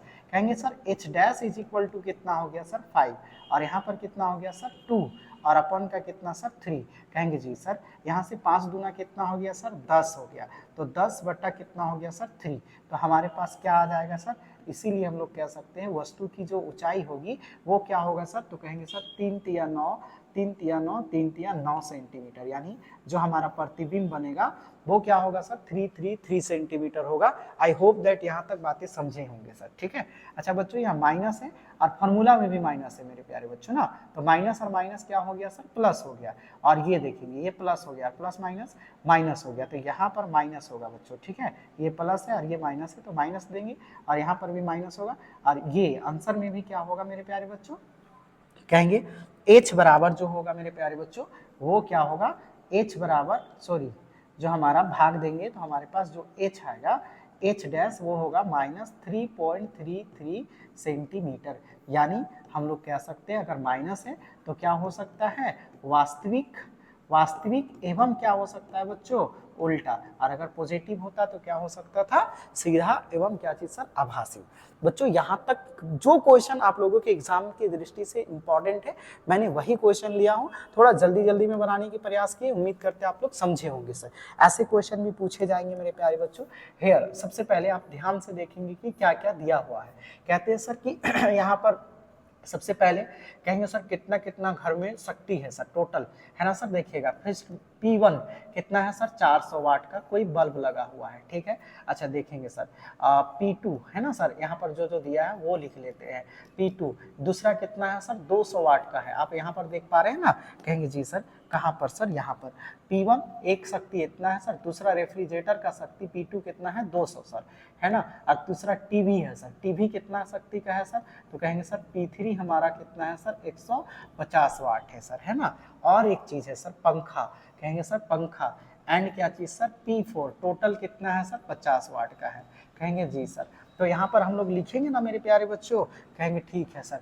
कुल है ना सर, टोटल है ना सर, टोटल जो शक्ति बना हमारा टोटल है ना सर, टोटल जो शक्ति बना, टोटल P जो बना वो क्या बना सर, तो टोटल P बराबर कितना हो गया, कहेंगे सर 400, कितना उस घर में कितना शक्ति कितना वाट का है ना विद्युत युक्ति उपयोग हो रहा है, कहेंगे सर 150 प्लस कितना सर 50, टोटल P हमारा जो हो गया सर वो हो गया 4 2 6 और 2 कितना सर, कहेंगे सर 800 वाट का उपयोग हो रहा है। ये हमारा टोटल क्या हो गया सर P हो गया सर, है ना। और क्या दिया हुआ है सर एंड, है ना सर, सो दैट है ना टोटल, है ना सर, टोटल हम लोग लिखेंगे, इसीलिए क्या चीज सर टोटल शक्ति इतना हो गया। और क्या है मेरे प्यारे बच्चों एंड क्या है सर, तो कहेंगे सर हमारे पास ये सभी उपकरण प्रतिदिन 8 घंटा टाइम दिया हुआ है मेरे प्यारे बच्चों, कितना सर 8 आवर चलाए जाते हैं, है ना सर। 30 रुपए के प्रति दर से 30 दिनों का अच्छा टाइम भी दिया है, कितना सर 30 डे हो सर, है ना। और देखेंगे सर पर यूनिट हमारा है सर, है ना, पर यूनिट यानी पर यूनिट 1 किलोवाट कह सकते हैं ना, 1 किलोवाट या हम लोग कह सकते हैं सर 1 किलोवाट यानी पर यूनिट का वैल्यू कितना है सर 3 रुपए। हमें ज्ञात करना है कि इसमें कितना खर्चा आएगा, कहेंगे ठीक है सर। यहाँ से करते हैं सर सॉल्व, है ना, चूंकि हम लोग जानते हैं कि जो उपभोक्त ऊर्जा होता है उसका फॉर्मूला कितना ऊर्जा हम लोग उपभोक्त किए है ना, है ना उपभोक्त ऊर्जा की दर यानी उपभोक्त ऊर्जा की दर यानी E बराबर होता है बच्चों P इंटू टी इंटू का क्या चीज सर D, ये फॉर्मूला होता है मेरे प्यारे बच्चों। कहेंगे सर P कितना है सर, तो कहेंगे टोटल, एकदम साधारण मेथड है ना सर, टोटल कहेंगे सर 800, टाइम कितना है सर 8 आवर, और डे कितना है सर, तो कहेंगे 30 डेज है सर, ठीक है। कहेंगे सर 8 8 64 है ना, 3 8 24 24 8 144 सर, कहेंगे ठीक है सर। 24 8 कितना सर 144, ठीक है। हम कहेंगे सर 3 8 24 है ना, 8 चौके 24 गुना कितना सर, कहेंगे सर 8 चौके 32, मिस्टेक हो रहा है सर, है ना, 24 दूनी 48, 24 चौके 96 है ना सर, 8 तरीके 24 गुना 8 8 चौके 32, 8 दूना 16 और 3 कितना हुआ सर 16 और 3 कितना सर 19, 24 8 192 है ना सर, 24 8 192 कहेंगे जी सर 192 हो गया मेरे प्यारे बच्चों, और 1 2 3 0 हो गया, ये हमारा क्या हुआ सर वाट हुआ। या हम लोग क्या लिख सकते हैं मेरे प्यारे बच्चों 19200 अपॉन का कितना सर, तो कहेंगे सर 1000, तो ये क्या हो गया किलोवाट पर आवर। कहेंगे जी सर ऐसा क्यों किए सर, कहेंगे इसलिए किए बच्चों, कहेंगे सर चूंकि 1000 वाट बराबर ही क्या होता है 1 किलो वाट होता है। कहेंगे ठीक है सर, हमारे पास क्या बचा सर, तो कहेंगे सर या हम कह सकते हैं मेरे प्यारे बच्चों, कहेंगे जी सर 192 क्या आया सर किलो वाट, है ना सर, 1 किलोवाट घंटा आया सर, है ना। यहाँ तक बातें जरूर समझे होंगे सर, कहेंगे जी सर बातें तो हम लोग समझ गए, आगे क्या करना है वो बताइए सर। आगे देखिए मैं समझाता हूँ, आगे कुछ भी नहीं करना है, करना कुछ भी नहीं है, यहाँ पर बोल रहा है अब चूंकि बच्चों कहेंगे जी सर, है ना, अब चूंकि हम लोग जान रहे हैं बच्चों कि 1 किलोवाट का मूल्य कितना है सर, दर कितना है सर, तो कहेगा सर 3 रुपए, तो इसीलिए कितना किलोवाट हुआ, कहेंगे सर 192 किलोवाट पर आवर, है ना, 1 किलोवाट यानी 100 कितना आप जला दिए 30 दिन में, कितना विद्युत का खपत कर दिए सर 192 किलोवाट यानी 192 किलोवाट का मूल्य, तो कहेंगे सर 192 गुना कितना सर 3, 19 तिया 57 है ना सर, 19 तिया 57 570 और 3 दूना 6 500 कितना हो गया सर, 76 रुपए हो गया सर आपका मूल्य सर। 3 दूना 6, 3 नवा 27, 3 एकम 3 और 2 5। उम्मीद करते हैं सर बहुत हार्ड क्वेश्चन नहीं है, VVI प्रश्न पूछे जा सकते हैं, है ना। हाँ, नेक्स्ट प्रश्न है, व्याख्या करें कि ग्रह क्यों नहीं टिमटिमाते। ये सिंपल सी चीजें हैं सर कि ग्रह तारों की अपेक्षा पृथ्वी के काफी नजदीक होते हैं। ग्रह जो तारे होते हैं बहुत दूर होते हैं। जब तारों के प्रकाश की किरणें जब वायुमंडल में प्रवेश करते हैं, बहुत दूर से आने के प्रक्रम में क्या होता है, उसके जो तारों का जो प्रकाश का जो कह सकते हैं सर तरंगदैर्घ्य होता है, कह सकते हैं सर वो कम हो जाता है, जिसके कारण वायुमंडल के दबाव को वह नहीं सह पाता और विचलित हो जाता है, जिसके कारण वह टिमटिमाते हुए महसूस होता है। जबकि ग्रह या जो ग्रह होते हैं वो नजदीक होते हैं पृथ्वी के तारों का अपेक्षा, जिससे क्या होता है जब ग्रहों की सूर्य की प्रकाश जब वायुमंडल की मोटी परत से होकर गुजरती है तो उसके जो हवाओं की दबाव के कारण उसके जो प्रकाश होते हैं, उसकी किरणें होती है वो कम मात्रा में क्या होती है सर, विचलित होती है और वह सीधे हमारे नेत्रों तक आती है। इसलिए हमें लगता है कि वह तारे टिमटिमा रहे हैं जबकि ग्रह नहीं टिमटिमा रहे हैं। जब एड्रीनल रुधिर में स्रावित होता है तो हमारे शरीर में क्या अनुक्रिया होती है, याद रखिएगा एड्रीनल ये इंपॉर्टेंट चीज है। एड्रीनल क्या है मेरे प्यारे बच्चों, एक इंपॉर्टेंट चीज है जिसे हम लोग उसमें बताए थे कि इसे हम लोग क्या कह सकते हैं सर, कह सकते हैं इमरजेंसी हार्मोन भी कहते हैं। इमरजेंसी हार्मोन भी कहा जाता है। क्या बोला जाता है सर, इमरजेंसी क्या चीज सर, इमरजेंसी हार्मोन भी कहा जाता है। इस बात को याद रखिएगा। सबसे तत्कालीन परिस्थिति में यही एड्रीनल आपातकाल हार्मोन के नाम से भी इसी को इमरजेंसी में भी कहते हैं। जब कोई व्यक्ति भय या तनाव या स्थिति में होता है तब शरीर स्वयं एड्रीनल हार्मोन की बड़ी मात्रा में स्रावित करती है और इससे हृदय की धड़कन बढ़ जाती है, हमारी मांसपेशियां के अधिक ऑक्सीजन की आपूर्ति होने लगती है, पाचन तंत्र त्वचा रुधिर आपूर्ति कम हो जाती है, इस अंगों की धमनियों के आसपास की पेशी सिकुड़ जाती है, यह रुधिर की दिशा में हमारे कंकाल पेशियों की ओर कर देती है, डायफ्राम तथा पसलियों की पेशी को संकुचित, सांस तेज चलने लगती है। सभी अनुक्रियाएं मिलकर शरीर के आपात स्थिति में निपटने के लिए क्या करते हैं सर, तैयार करते हैं। अर्थात अगर एड्रीनल हार्मोन ना हो सर तो आपातकालीन परिस्थिति में इमरजेंसी में हो सकते हैं कि जब हम बेहोश हो जाए, कोमा में चले जाए, तो एड्रीनल हार्मोन ही वह कारक है सर जो हृदय को क्या करता है, पंप करता है। और आप लोग देखेंगे लाइफलाइन जो चलता है सर कंप्यूटर पे मनुष्य का, वो एड्रीनल हार्मोन का ही मापा जोखा क्या होता है सर, एक अभिलेखा होता है सर। यहाँ से बच्चों प्रश्न को क्या करने के लिए देगा सर, कहेंगे सर यहाँ से इक्वेशन को बैलेंस भी करने के लिए देगा सर, है ना। मैं इसी पर बैलेंस करता हूँ बच्चों, ठीक है, देखेंगे इसी पर बैलेंस मैं करता हूँ, दोबारा लिखने की आवश्यकता नहीं है। इसे हम लोग कैसे बैलेंस करेंगे मेरे प्यारे बच्चों, कहेंगे जी सर बैलेंस करने का तरीका है संतुलित समीकरण का मतलब होता है कि वह रासायनिक समीकरण जिसके दोनों तरफ उत्पाद तथा उत्पादक दोनों तरफ के तत्वों के परमाणुओं की संख्या क्या होनी चाहिए सर, समान होनी चाहिए। कहेंगे जी सर इधर हाइड्रोजन कैट है 2 ठो, उधर हाइड्रोजन कैट है 2 ठो, सिंपल सवाल। इधर भी हमको कितना करना पड़ेगा सर, 2 ठो, तो किससे गुना करेंगे सर, तो कहेंगे सर ध्यान से देखेंगे सर किससे गुना कर देंगे सर, कहेंगे जी सर हम लोग देखेंगे किससे गुना कर देंगे, तो कहेंगे जी सर अभी समझाते हैं, थोड़ा धैर्य रखेंगे।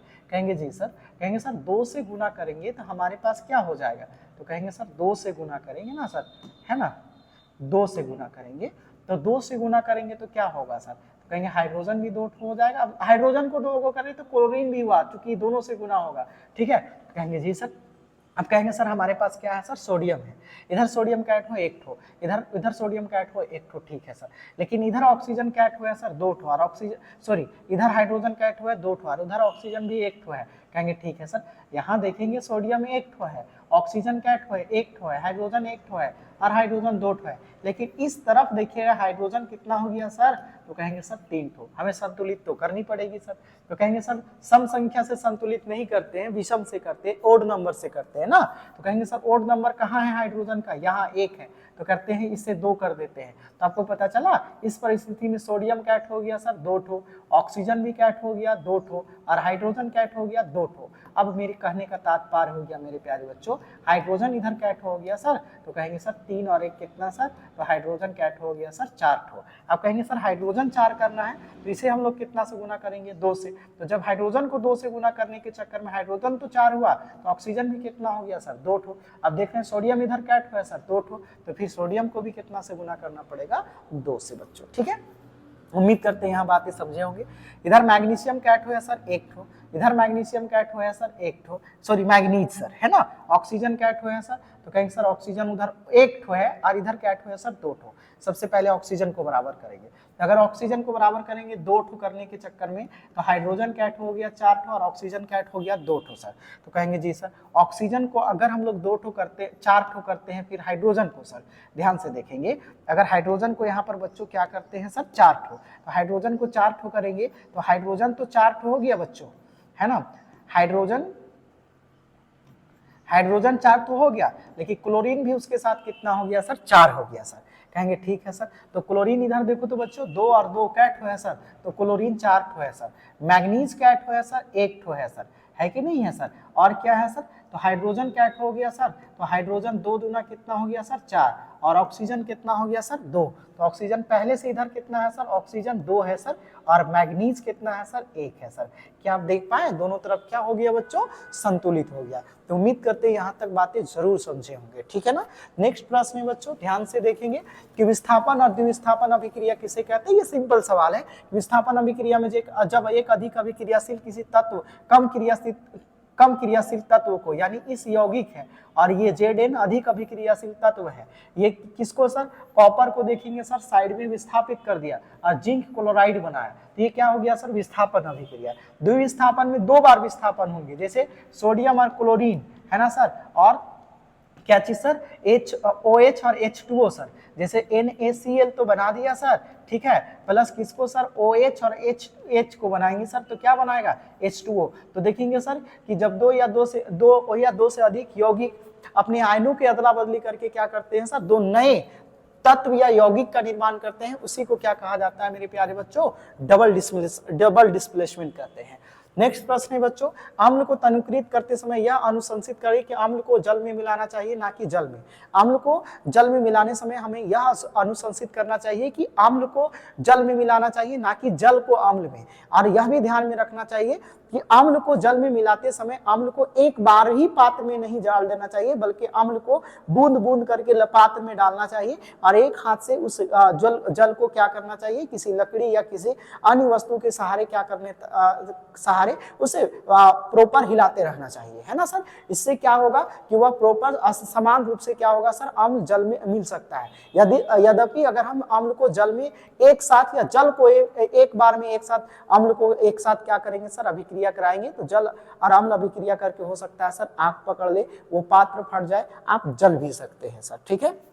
नेक्स्ट प्रश्न है मेरे प्यारे बच्चों, इलेक्ट्रॉन के स्थानांतरण द्वारा VVI प्रश्न है, देखेंगे सर इसे कैसे बनाते हैं मेरे प्यारे बच्चों। जैसे देखो यहाँ MgO को समझाना है कि इलेक्ट्रॉन के स्थानांतरण द्वारा, तो कहेंगे सर मैग्नीशियम, आपको पता है इसका एटम नंबर कितना होता है, 12। आप कहेंगे जी सर ये 2 इलेक्ट्रॉन पॉजिटिव है सर, अर्थात क्या करता है सर, जब इसका करेंगे 2 8 और क्या करेंगे सर 2 इलेक्ट्रॉनिक डिवीजन है, तो मैग्नीशियम क्या करेगा सर, 2 इलेक्ट्रॉन तो पॉजिटिव है सर ये, तो ये 2 इलेक्ट्रॉन पॉजिटिव है मेरे प्यारे बच्चों, इसीलिए ये क्या करता है, तो कहेंगे सर ये 2 इलेक्ट्रॉन है ना सर, ये 2 इलेक्ट्रॉन पॉजिटिव है, इसीलिए ये क्या करता है सर, 2 इलेक्ट्रॉन को क्या करता है सर, त्याग देता है सर, ठीक है। 2 इलेक्ट्रॉन कहता है भैया हमारा अष्टक यानी KLM अष्टक कितना में पूरा होगा, 6, तो हम किसी से नहीं लेंगे तो 2 किसी को दे देंगे। इसी की अपेक्षा जो हमारा ऑक्सीजन चीचा है, वो चीचा के एटम नंबर कितना होता है सर, तो कहेंगे सर 8 होता है, तो कहता है सर 8 है ना। अब ये जो ऑक्सीजन है सर, ये 2 इलेक्ट्रॉन नेगेटिव है, क्यों, क्योंकि जब इसे इलेक्ट्रॉनिक डिवीजन करेंगे तो 2 और क्या आएगा 6, तो कहता है भैया हमको कितना इलेक्ट्रॉन किसी से चाहिए सर, तो किसी से कहता है कि हम 2 इलेक्ट्रॉन क्या करेंगे, इनहैट करेंगे, नेगेटिव करेंगे, ये पॉजिटिव है, ये नेगेटिव है, ये पॉजिटिव है, कहेंगे ठीक है सर। तब ये हमारा 2, ये क्या है सर कि यहाँ पर आप देख पा रहे हैं कि 2 है और ये 6 है, और ये कह रहा है कि भैया हम 2 किसी से लेंगे ना, क्यों, क्योंकि मेरे पास K कक्ष में है ना, और L कक्ष में 6 इलेक्ट्रॉन है संयोजकता कक्ष में, और इसमें 2 है, तो 2 तुम दे दो, हम 6 ले लेंगे, क्योंकि 6 हमारे पास ज्यादा है, ये नेगेटिव हो गए, कहेंगे ठीक है सर। तो इसी प्रकार से जब ये लिखेंगे तो हमें पता चला, तब हमें पता चला सर कि क्या पता चला, तब हमें पता चला कि जो हमारा Mg है सर, है ना सर, क्या चीज सर, Mg है सर, वो क्या है, तो कहेंगे सर Mg जो है ना सर, वो क्या कर रहा है, ऑक्सीजन को कितना इलेक्ट्रॉन दे रहा है, तो कहेंगे सर 2 इलेक्ट्रॉन दे रहा है, और ऑक्सीजन के पास मेरे प्यारे बच्चों पहले से कितना इलेक्ट्रॉन है, तो कह रहा है कि ना हमारे पास तो पहले से 6 है भैया, और ऑक्सीजन से कितना लेंगे सर, तो कह रहा है कि ऑक्सीजन से हम इनहैट करेंगे कितना इलेक्ट्रॉन, तो कह रहा है कि 2, तभी तो इसका औसतक पूरा हो जाएगा सर। तो कहेंगे ठीक है सर। इसी को हम लोग ऐसे लिखेंगे ना बच्चों, कोई दिक्कत? कहेंगे जी सर।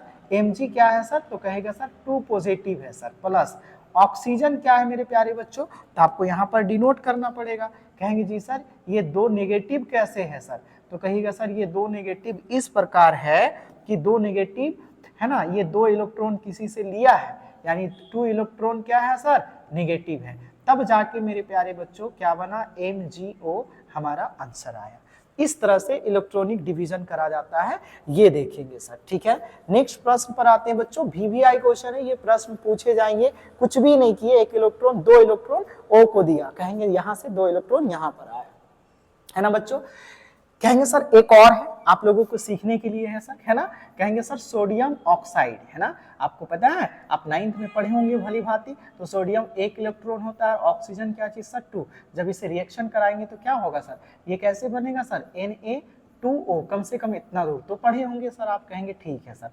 सोडियम अभी पता चला, इसकी एटम नंबर कितना होता है? 11। जब इसे आप बनाएंगे तो ये तो चीजें आपको पता होना चाहिए सर। एटम नंबर कितना है सर? 11। बच्चों ध्यान से देखेंगे, एटम नंबर क्या है सर?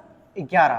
कहेंगे ठीक है सर, एटम नंबर 11। ये इलेक्ट्रॉनिक डिवीजन करेंगे तो 2 8 और क्या होगा सर? 1। इससे पता चला कि ये 1 इलेक्ट्रॉन क्या है सर? पॉजिटिव है।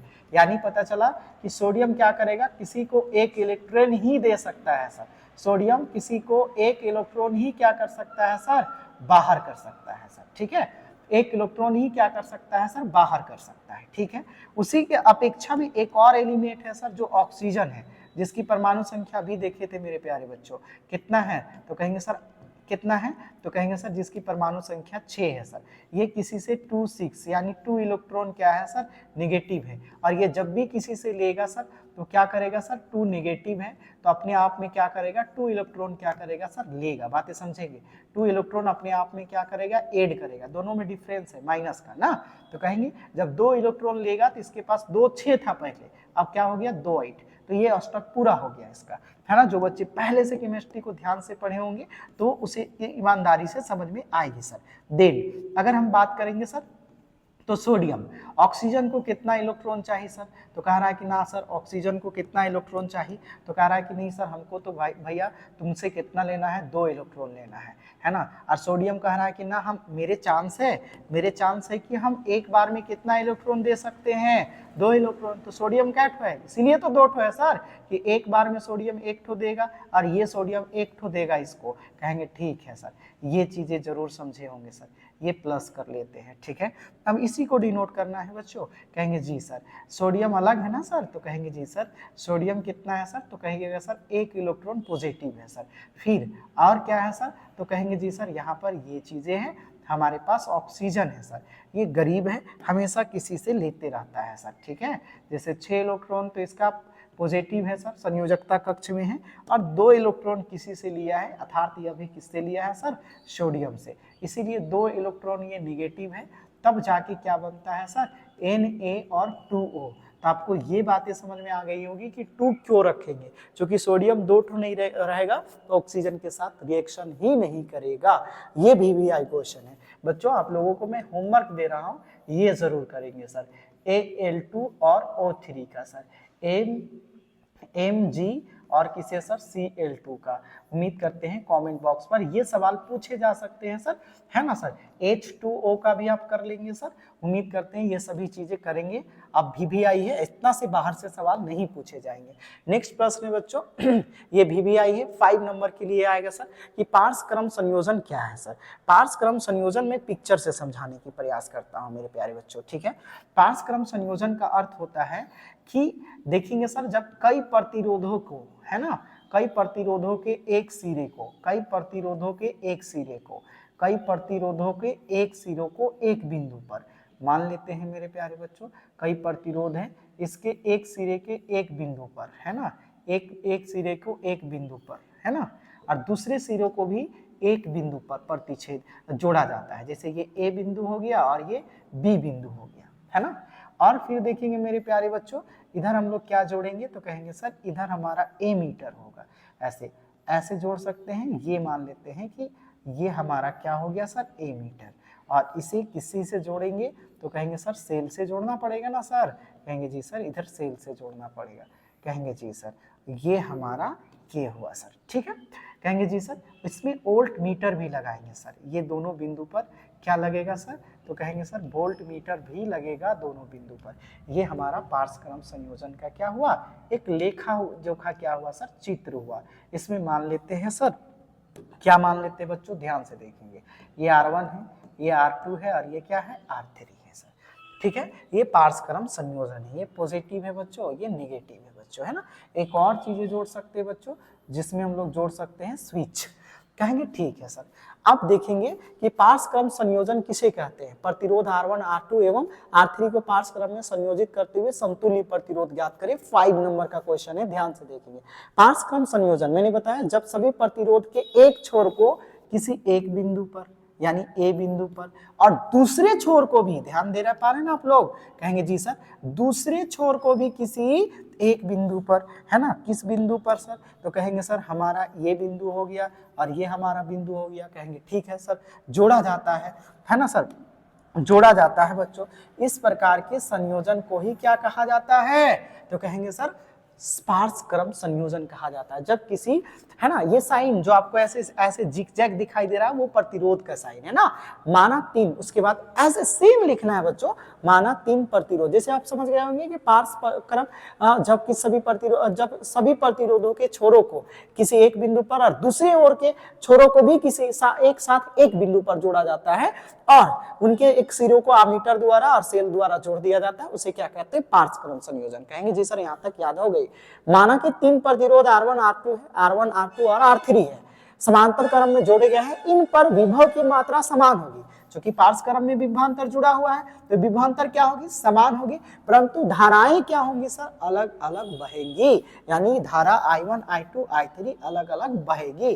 तब हम लोग मान सकते हैं धारा अगर अलग अलग बहेगी सर तो ओम्स लॉ से हम लोग जानते हैं सर, ओम्स लॉ से, क्या चीज सर, ओम्स लॉ से, है ना सर, है ना सर, ओम के नियम से हम लोग कह सकते हैं, ओम के नियम से क्या जानते हैं सर, तो कहेंगे सर ओम के नियम से हम लोग जानते हैं कि जो V बराबर होता है मेरे प्यारे बच्चों I R होता है, I इंटू क्या होता है, R होता है, या फिर I बराबर क्या होता है, V अपॉन का क्या चीज सर, R।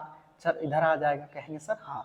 अब चूंकि हम लोग देख रहे हैं सर कि धाराएं क्या है सर, धारा अलग अलग है, क्या है सर, धारा क्या है सर, अलग अलग है, क्या है सर, तब हम लोग लिख सकते हैं, इसलिए जो पहला आई होगा हमारा, है ना सर, वो क्या होगा, तो पहला जो आई होगा मेरे प्यारे बच्चों I1 होगा, जो किससे बहेगा, R1 से, तो कहेंगे सर V तो समान है, कांस्टेंट है ना, पैरेलल कॉम्बिनेशन में क्या होता है, V कांस्टेंट होता है, किससे बहेगा सर, R1 से बहेगा, इसे इक्वेशन 1 मानेंगे। दूसरा I2 किससे बहेगा सर, तो कहेंगे सर दूसरा जो I2 है ना सर वो किससे बहेगा सर, V तो कांस्टेंट है, R2 से बहेगा, अलग अलग धाराएं बहेंगे, कहेंगे सर फिर I3 किससे बहेगा सर, तो V अपॉन किससे बहेगा सर, R3 से बहेगा। ये हमारा 3 इक्वेशन, कहेंगे जी सर यहाँ तक तो बातें समझ में आ गई सर।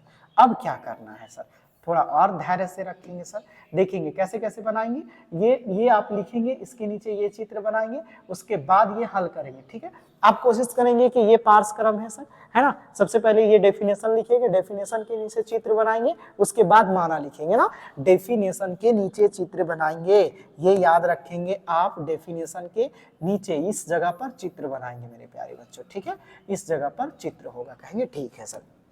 आगे क्या बनाना है सर, तब अब लिखेंगे सर, है ना, कुछ भी नहीं लिखना है ना, तीनों जो समीकरण है उसे जोड़ेंगे सर, तीनों समीकरणों को क्या करने पर, तो कहेंगे सर तीनों समीकरणों को जोड़ने पर, ध्यान से देखेंगे बच्चों, तीनों समीकरणों को जोड़ने पर, तो तीनों समीकरण को जोड़िए सर, तो कहेंगे जी सर, कहेंगे sir I1 plus I2 plus I3, कहेंगे जी सर, इधर जोड़ेंगे सर तो क्या होगा, V1 R1 V by R2 plus V by कहेंगे सर R3, कहेंगे सर जी सर यहाँ तक समझ में आ गया।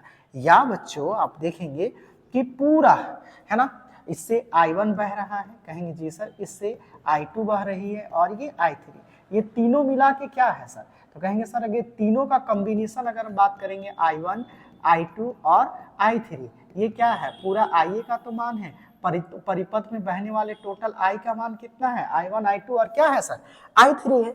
या फिर हम लोग लिख सकते हैं I1 I2 और क्या चीज सर, I3 बराबर सिर्फ क्या लिख सकते हैं सर, I लिख सकते हैं। कहेंगे ठीक है सर, है ना। और ये क्या हुआ सर, B/R1 लिख सकते हैं।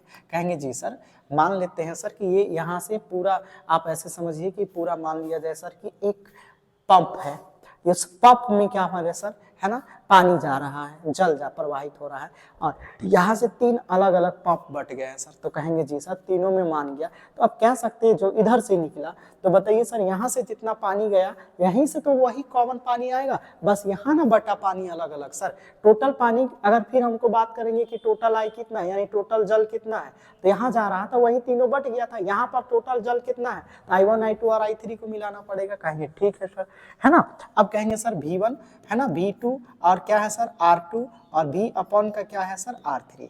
आप यहाँ पर लिखना चाहेंगे तो लिख सकते हैं ना सर, क्या लिखेंगे सर, चूंकि आप लिखेंगे, है ना सर, यहाँ पर लिखेंगे बच्चों चूंकि लिखेंगे सर, है ना, I बराबर जो है पूरा I, टोटल I जो है ना, टोटल परिपथ में कुल धारा जो बात करेंगे ना सर, टोटल I जो है सर वो क्या है, तो कहेंगे सर I1 I2 और क्या है सर, तो कहेंगे सर I3 है सर। कहेंगे जी सर यहाँ तक बातें जरूर समझे होंगे सर आप लोग, ठीक है। कहेंगे जी सर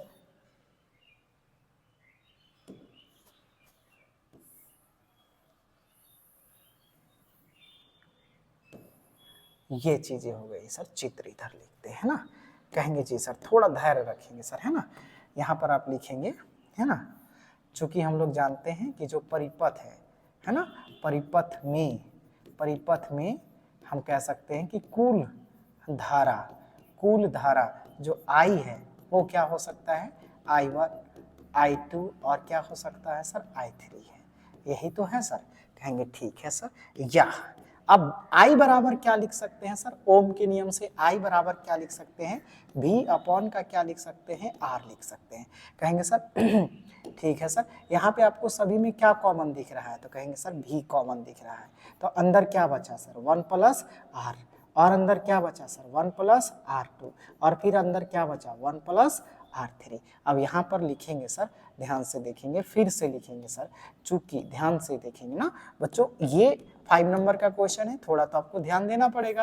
कहेंगे सर चूंकि V बराबर क्या होता है ना। अब डायरेक्ट लिखेंगे, चूंकि हम लोग देखते हैं कि I बराबर क्या है सर, V अपॉन कितना सर, R है।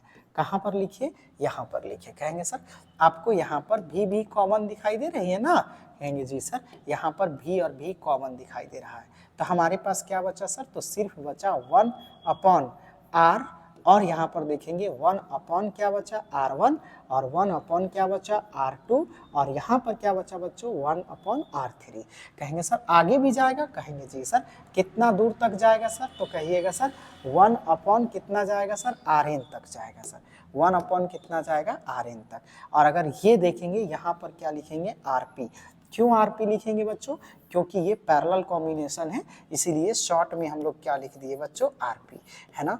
ये हमारा समतुल्य प्रतिरोध प्राप्त हुआ, किसका मेरे प्यारे बच्चों, तो कहेंगे सर यह हम लोगों का समतुल्य प्रतिरोध प्राप्त हुआ 1 अपॉन Rp, किसका सर, पैरेलल कॉम्बिनेशन का। तो ये शानदार सा सवाल है मेरे प्यारे बच्चों, जगह का कमी है, थोड़ा सा आप लोग मैनेज करेंगे और पूरा लिखेंगे, सजा के लिखेंगे, ठीक है ना।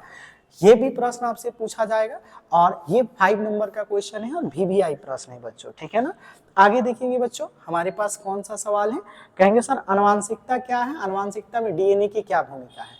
आनुवांशिकता कह सकते हैं कि वह अभिलक्षण है सर जो पीढ़ी दर पीढ़ी क्या होता है, हमारी पैतृक लक्षणें जो होती है पीढ़ी दर पीढ़ी स्थानांतरित होती है, यानी वह पैतृक लक्षण जो पीढ़ी दर पीढ़ी स्थानांतरित होती है उसी को क्या कहते हैं सर, आनुवांशिकता, है ना। और वो किस पर है सर, हमारे पूर्वजों को, वही चीज को मैं बोल रहा हूँ, है ना।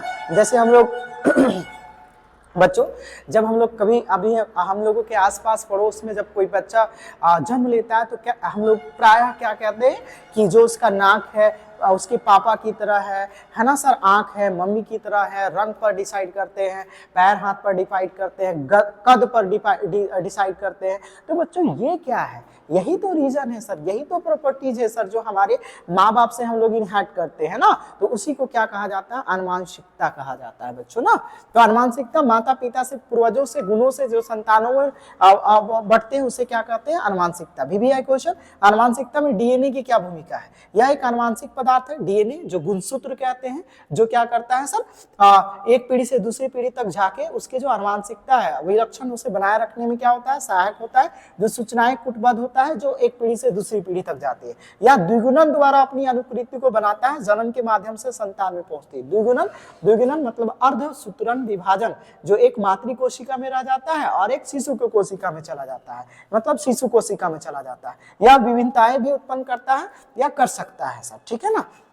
नेक्स्ट प्रश्न है बच्चों कि मानव उत्सर्जन तंत्र का नामांकित चित्र बनाए। अब मानव उत्सर्जन तंत्र क्या है सर, वृक्क है ना सर। मानव उत्सर्जन तंत्र क्या है सर, एक जोड़ा वृक्क है, मूत्राशय तथा एक मूत्र मार्ग होते हैं सर, है ना। प्रत्येक वृक्क से एक मूत्रवाही निकलती है सर, मूत्रवाही में नलियां होती है जो वृक्क से सीधे मूत्राशय तक लेके जाती है, या मूत्राशय जमा हो जाता है। यही चीज को हम लोग ऐसे समझ सकते हैं ना सर, कि मानव में दो जोड़े क्या होते हैं सर, वृक्क होते हैं सर। ये वृक्क क्या होते हैं, जो वृक्क से दो नालिकाएं निकली होती है, जो सीधे कहाँ जुड़ती है सर, मूत्राशय में, है ना। और मूत्राशय द्वारा एक क्या होता है सर, मूत्र मार्ग होता है। जब देखेंगे सर, रक्त द्वारा क्षनित हुई अपशिष्ट पदार्थ यूरिन, जो पेशाब के रूप में हमारे थैली में जो बाइल यानी किडनी द्वारा जब उसे छान लिया जाता है, तो वह वृक्क नलिका द्वारा यानी हम लोग मूत्रवाहिनी द्वारा क्या होता है सर, वह मूत्राशय में पहुंचता है। जब मूत्राशय में आधे से अधिक इसकी जो आपको जो प्याज नुमा आपको दिखाई दे रही है बच्चों, ये अधिक से अधिक बढ़ जाती है, तो हमें फील होता है कि हमें क्या करना चाहिए सर, उत्सर्जन करना चाहिए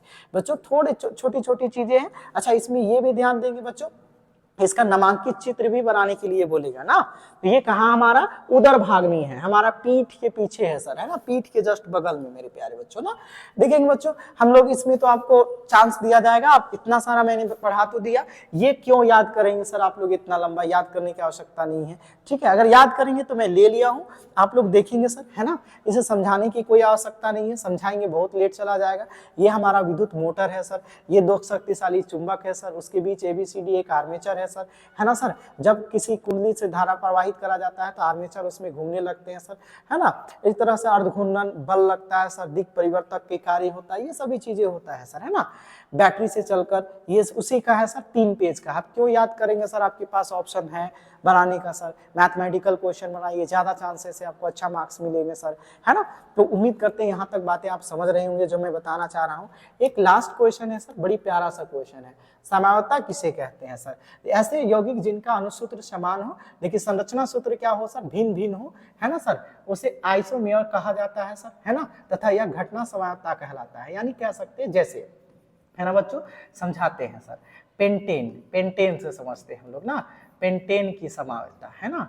क्या चीज मेरे प्यारे बच्चों, पेंटेन की समावयवता, है ना सर, है ना सर, पेंटेन की समावता आप इसे समझते हैं सर। पेंटेन के 3 समावता है सर, है ना। पहला एक है मेरे प्यारे बच्चों नॉर्मल पेंटेन, है ना। क्या चीज सर, नॉर्मल पेंटेन। और दूसरा क्या है मेरे प्यारे बच्चों, है ना, दूसरा हमारे पास है आइसोपेंटेन, कहेंगे जी सर, आइसोपेंटेन कहेंगे, ठीक है, आइसोपेंटेन, है ना। और तीसरा जो है मेरे प्यारे बच्चों वो क्या है सर, तो कहेंगे न्यू पेंटेन। क्या है, तो कहेंगे न्यू पेंटेन है मेरे प्यारे बच्चों। सभी का अनुसूत्र समान है, कहेंगे सर सभी का अनुसूत्र क्या है, तो कहेंगे सर C5 और कितना सर H12, है ना। C5 और कितना है सर H12, और C5 और कितना है सर H12। लेकिन बच्चों मैं इसका क्या बनाता हूं मेरे प्यारे बच्चों, अनुसूत्र बनाता हूं। ध्यान से देखेंगे, जैसे संरचना सूत्र, है ना। जैसे 1 नंबर में हम लोग क्या है सर, तो कहेंगे सर हम लोगों का नॉर्मल, है ना सर। क्या लिखिएगा सर, नॉर्मल पेंटेन, है ना। तो नॉर्मल पेंटेन बनाएंगे मेरे प्यारे बच्चों C5, संरचना सूत्र सेम ही होता है, सॉरी अनुसूत्र तो समान होता है। C5 1 2 3 और एक क्या चीज सर 5, कहेंगे जी सर ये तो सिंपल है सर, है ना, सभी से एक एक इलेक्ट्रॉन देंगे सर, है ना। ये हमारा क्या हो गया सर, सबसे सरल, है ना, पेंटेन हो गया सर, है ना। ये देखेंगे मेरे प्यारे बच्चों, ठीक है, ये चीजें हो गई सर, ठीक है। और देखेंगे सर, ठीक है, और अगर हम लोग बात करेंगे किसका सर, तो कहिएगा सर आइसो, है ना सर, किसका सर, आइसोपेंटेन, है ना, आइसोपेंटेन मेरे प्यारे बच्चों। अनुसूत्र C5H10, आइसोपेंटेन का भी अनुसूत्र क्या है सर, समान है। कहेंगे सर ये जब बनाएंगे तो क्या होगा, कहेंगे सर 1 2 3 4, इसमें क्या होता है, एक कार्बन नीचे आ जाता है।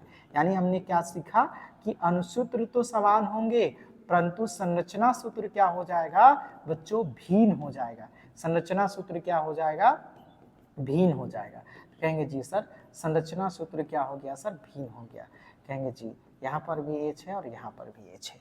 एक लास्ट हम लोग का बचता है बच्चों, है ना, जैसे हम लोग कहेंगे सर न्यू पेंटेन, है ना, ये क्या है मेरे प्यारे बच्चों, तो कहेंगे सर न्यू पेंटेन जो है इसका भी अनुसूत्र होता है C5H10। यानी देखिए संरचना सूत्र देखेंगे बच्चों, एक ये चेंज हो जाता है, 1 2 3 और ऐसे ये चेंज हो जाता है। कैसे बच्चों, कहेंगे ऊपर C चला जाता है और नीचे भी C चला जाता है। कहेंगे ठीक है सर, इसके लिए 3 कार्बन और इसके लिए भी 3 हाइड्रोजन और इसके लिए भी क्या चीज़ सर, 3 हाइड्रोजन। कहेंगे जी सर देखेंगे सर, कहेंगे सर यहाँ पर H,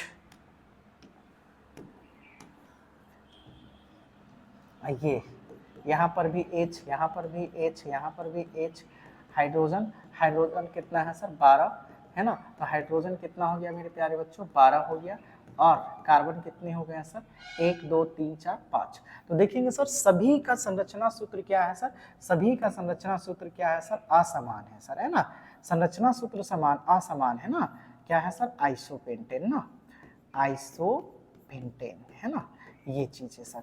तो C5 और H10 ही है बच्चों ना। तो कहेंगे सर केवल संरचना सूत्र क्या है सर, अलग अलग हो गया और फार्मूला क्या हो गया सर, समान हो गया बच्चों ना।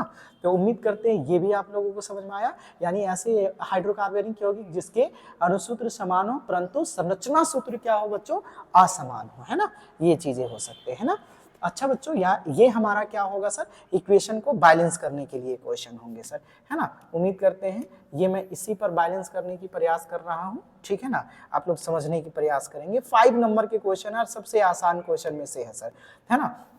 देखिए सर यहाँ पे कह रहा है, आप सीधी सीधी समझने की प्रयास कीजिएगा कि HNO3 ऑक्सीजन कितना है सर, तो कहेंगे सर ऑक्सीजन इधर 3 और 2 कितना है सर, 5 है सर। कहेंगे जी सर 3 और 2 कैसे 5 है, आप कहेंगे कैल्शियम है सर, कहेंगे जी सर कैल्शियम हमारे पास है सर, ऑक्सीजन 2 ठो है सर और हाइड्रोजन 2 ठो है। जब इसे गुना करेंगे ऑक्सीजन 5 ठो है, उधर ऑक्सीजन कितना है सर, तो कहेंगे सर कैल्शियम हो गया। कहेंगे सर नाइट्रोजन, जब इसे 2 से गुना करेंगे ऑक्सीजन 6 ठो हो गया सर, प्लस देखिएगा ऑक्सीजन क्या हुआ है सर 6 और 1 कितना सर 7।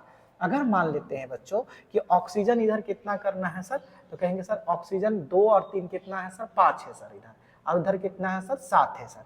अगर मान लेते हैं बच्चों ऑक्सीजन को कितना कर देते हैं, यहाँ पर 2 कर देते हैं, तो हाइड्रोजन क्या हो गया सर 4 ठो, और इधर हाइड्रोजन फिर इधर से 2 कर देते हैं तो कितना हो गया, हाइड्रोजन तो 4 ठो हो गया लेकिन नाइट्रोजन 2 ठो हो गया, तो नाइट्रोजन उधर 2 है, 3 दूना कितना हो गया सर 6 और 2 8 हो गया। अब इधर 2 कर दिए मेरे प्यारे बच्चों, तो कहेंगे 2 दूना कितना हो गया हाइड्रोजन सर 4 हो गया, और इधर हाइड्रोजन क्या हो गया सर 2 और 2 4। कैसे करेंगे सर हाइड्रोजन 4, कहेंगे जी सर जब इसे हम लोग गुना करें तो हमारे पास क्या आया सर, कहेंगे जी सर ध्यान से देखेंगे, कहेंगे जी सर जब इसे गुना करें तो हम लोग आया हाइड्रोजन 2 आया यहाँ पर, और नाइट्रोजन भी 2 आया, और ऑक्सीजन कितना आया सर 6 आया। और जब इधर हम लोग गुना किए हैं तो कैल्शियम 1 ठो, ऑक्सीजन 2 ठो, हाइड्रोजन तो 2 हाइड्रोजन 2 और 2 कितना हो गया 4। इस पार्टी में देखना है इधर पूरा, उधर देखेंगे जब हम लोग 2 से गुना किए तो हाइड्रोजन कितना हो गया 4 और ऑक्सीजन क्या हो गया सर 2 ठो, तो कहेंगे सर ऑक्सीजन 6 और 2 कितना हो गया 8। ऑक्सीजन देखिए इधर 2 और इधर ऑक्सीजन कितना हो गया सर 8। तो हमें सिर्फ कहाँ कहाँ पर बदलनी पड़ी सर, सिर्फ यहाँ पर 2 करनी पड़ी सर और यहाँ पर 2 करनी पड़ी सर, है ना। तो हमारा इक्वेशन क्या हो गया सर बैलेंस। कैल्शियम इधर क्या है 1 ठो, कैल्शियम भी उधर कितना है सर 1 ठो है सर, है ना। अब देखेंगे सर इधर सोडियम, सोडियम ऑक्सीजन से देखते हैं, ऑक्सीजन इधर क्या है सर, तो कहीं ऑक्सीजन 1 है और कितना है सर 4 5 है, उधर ऑक्सीजन 4 और 4 कितना है सर 8 है। मान लेते हैं ऑक्सीजन इसे 4 से गुना करते हैं तो 4 एकम 4, नाइट्रोजन 4 हो गया, ऑक्सीजन 4 हो गया। कहेंगे सर यहाँ नाइट्रोजन 4 हो गया ना और ऑक्सीजन भी 4 हो गया और हाइड्रोजन भी कितना हो गया सर 4 हो। हाइड्रोजन 4 और 2 6 हो गया, और ऑक्सीजन भी क्या हो गया सर 8 को सर। अब देखेंगे सर नाइट्रोजन को 2 से गुना करते हैं यहाँ पर, तब इधर कितना हो जाएगा सर 2 दूना कितना सर 4, अगर 2 से करते हैं तो 2 और 4 6 हो जाएगा, तो 2 दूना 4 और 4 दूना 8। बच्चों ध्यान से देखेंगे, और नाइट्रोजन 4 हो गया, सल्फर कैट हो गया सर 2 हो गया, और इधर सल्फर कैट हुआ है 1 अच्छा बच्चों इसे ऐसे गुना कर दे, तो कहेंगे ठीक है सर, तो कहेंगे हाइड्रोजन कैट हो गया सर, हाइड्रोजन 2 दूना 4 और 4 कितना हो गया सर 8, और हाइड्रोजन इधर कितना हो गया सर, तो कहेंगे सर वहां पर हो गया है हाइड्रोजन, यहाँ पर हाइड्रोजन हो गया 4, है ना बच्चों। देखेंगे थोड़ा टाइम टेकिंग, 2 दूना कितना हो गया सर 4, और हाइड्रोजन 4 और 4 कितना हो गया 8, है ना। और अगर हाइड्रोजन को हम लोग इधर करते हैं 4, तो 4 4 8, सल्फर 4 और 6, तो 6 हो जाएगा बच्चों, ठीक है ज्यादा हो जा रहा है देखेंगे, है ना। इधर ऑक्सीजन कितना है सर 4, ऑक्सीजन 4 और 4 कितना है सर 8 है, तो ऑक्सीजन को 8 करेंगे हम लोग, ठीक है, ऑक्सीजन को 8 करेंगे तो 4 लगाना पड़ेगा, 4 ऑक्सीजन, नाइट्रोजन 4 हो जा रहा है, तो नाइट्रोजन 4 हो जा रहा है, तो इसे हम लोग 2 से गुना करते हैं, तो 4 दूना 8 और 4 कितना हो जा रहा है सर 12, तो कहेंगे ठीक है सर। लेकिन हाइड्रोजन देखेंगे बच्चों यहाँ पर 2 है, और हाइड्रोजन यहाँ पर भी 2 है, ठीक है, हाइड्रोजन 2 हो गया, ऑक्सीजन 4 और 4 कितना हो गया 8, 4 दूना 8 और 4 12, ऑक्सीजन हो गया 4 और 4 कितना सर 8। अगर हम लोग मान लेते हैं, ठीक है बच्चों, मान लेते हैं ऑक्सीजन, नाइट्रोजन है बच्चों, है ना, नाइट्रोजन NaCl, ऑक्सीजन कितना हो रहा है 4 और 4 कितना सर 8, और यहाँ पर हम लोग देखेंगे बच्चों H2SO2 H2 हाइड्रोजन, सबसे पहले तो ऑक्सीजन को ही बराबर करते हैं, नाइट्रोजन कितना हो गया 4, नाइट्रोजन 4 हो गया, ठीक है, नाइट्रोजन 4 ऑक्सीजन 4, ठीक है, ऑक्सीजन को 4 दूना 8, नाइट्रोजन 4, तो सल्फर 2 हो गया, सल्फर 2 हो गया, तो इसे 2 से करते हैं, तो 2 दूना कितना हो गया 4 और 4 कितना 8, हाइड्रोजन उधर हो गया सर 2, है ना, 4 4 8, अगर हाइड्रोजन को फिर 4 से गुना करते हैं बच्चों, तो 4 दूना कितना हो जाएगा 8, लेकिन सल्फर कितना हो जा रहा है सर 4 और 2 कितना हो जा रहा है 6, और ऑक्सीजन कितना हो जा रहा है 4 चौके 16, है ना बच्चों। अगर हम लोग ऐसे करें 4 से उसको 2 हटा दें, तो नाइट्रोजन 2 नाइट्रोजन 4 हो जा रहा है, ठीक है।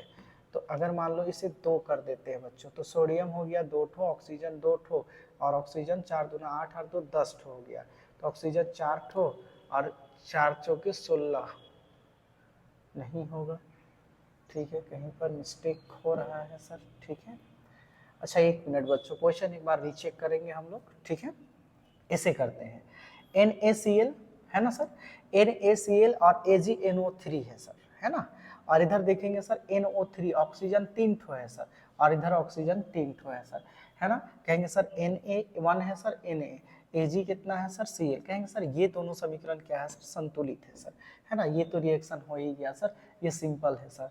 कहेंगे सर BaCl2 है सर, BaCl2 है सर, है ना, BaCl2 है सर, प्लस H2SO4 है, कहेंगे जी सर, इधर सल्फर ऑक्सीजन क्या है 4 इधर भी ऑक्सीजन 4 इधर भी बेरिलियम 1 इधर भी बेरिलियम 1 सर, Ba 1 है ना बच्चों, और Cl2 है सर, H2 कैट है 2 सल्फर कैट है 1 ऑक्सीजन कैट है 4 कहेंगे जी सर, यहाँ पर भी बेरिलियम कितना है मेरे प्यारे बच्चों, बेरिलियम 1 है, सल्फर 1 है, ऑक्सीजन 4 है, और HCl हाइड्रोजन कैट है सर 1 मिनट सर, हाइड्रोजन यहाँ 2 है, तो कहेंगे सर इसे 2 से गुना करना पड़ेगा, तब यहाँ पर H2 होगा और Cl2 होगा सर, है ना। क्यों Cl2 करेंगे, क्योंकि क्लोरीन भी इधर कितना है बच्चों 2 है क्लोरीन, तो सिर्फ हमें 2 से गुना करना पड़ा, ये पहले से संतुलित था। अब हमारे पास बचता है ये क्वेश्चन कि आखिर इसे कैसे करा जाएगा, ठीक है ना बच्चों, है ना। ये हम लोगों का लास्ट क्वेश्चन था, ध्यान से देखेंगे बच्चों, शायद कहीं भी मिस्टेक हो रहा है या मिसप्रिंट हुआ होगा, ठीक है। तो देखेंगे कि वीडियो लंबा हो जाएगा, ठीक है। अगर ये क्वेश्चन को मैं फिर से एक बार करा दूंगा, ठीक है ना, मैं एक बार क्वेश्चन चेक करूंगा बच्चों, हो सकता है क्वेश्चन सही भी होगा या 1-2 पॉइंट हो सकता है मिसप्रिंट भी हुआ होगा, ठीक है। यहाँ तक आप लोग अगर वीडियो देखे मेरा, ठीक है ना सर, उसके लिए बहुत बहुत क्या चीज़ सर धन्यवाद, और उम्मीद करते हैं सर, है ना, कि ज़रूर आप क्या करेंगे सर, ये थैंक यू को थोड़ा सा बड़ा कर देते हैं, छोटा करेंगे तो आप लोग नहीं मानते हैं, है ना बच्चों। तो एक क्वेश्चन जो बचा है सर, हो सकता है कहीं पर मिसप्रिंट होगा, और नहीं होगा तो मैं फिर से इसे रीचेक कर दूंगा। अभी रीचेक करने में क्या होगा, थोड़ा टाइम लगेगा बच्चों ना, तो देखेंगे टाइम भी तो हो जाएगा, लेप कर जाएगा, तो फिर आप लोगों का वीडियो लंबा हो जाएगा ना। तो कल एक फिर नया सा सेट लेकर आया जाएगा, ठीक है। हमें बताएंगे, लाइक करेंगे, कमेंट करेंगे, और हमारा यूट्यूब चैनल को शेयर करेंगे, सब्सक्राइब करेंगे। आप लोगों से फी नहीं लिया जा रहा है, वीडियो बनाने में बहुत सारा एफर्ट लगता है, तो बच्चों कम से कम आप लोगों से रिक्वेस्ट है कि इतना तो ज़रूर करेंगे। कल तक के लिए धन्यवाद।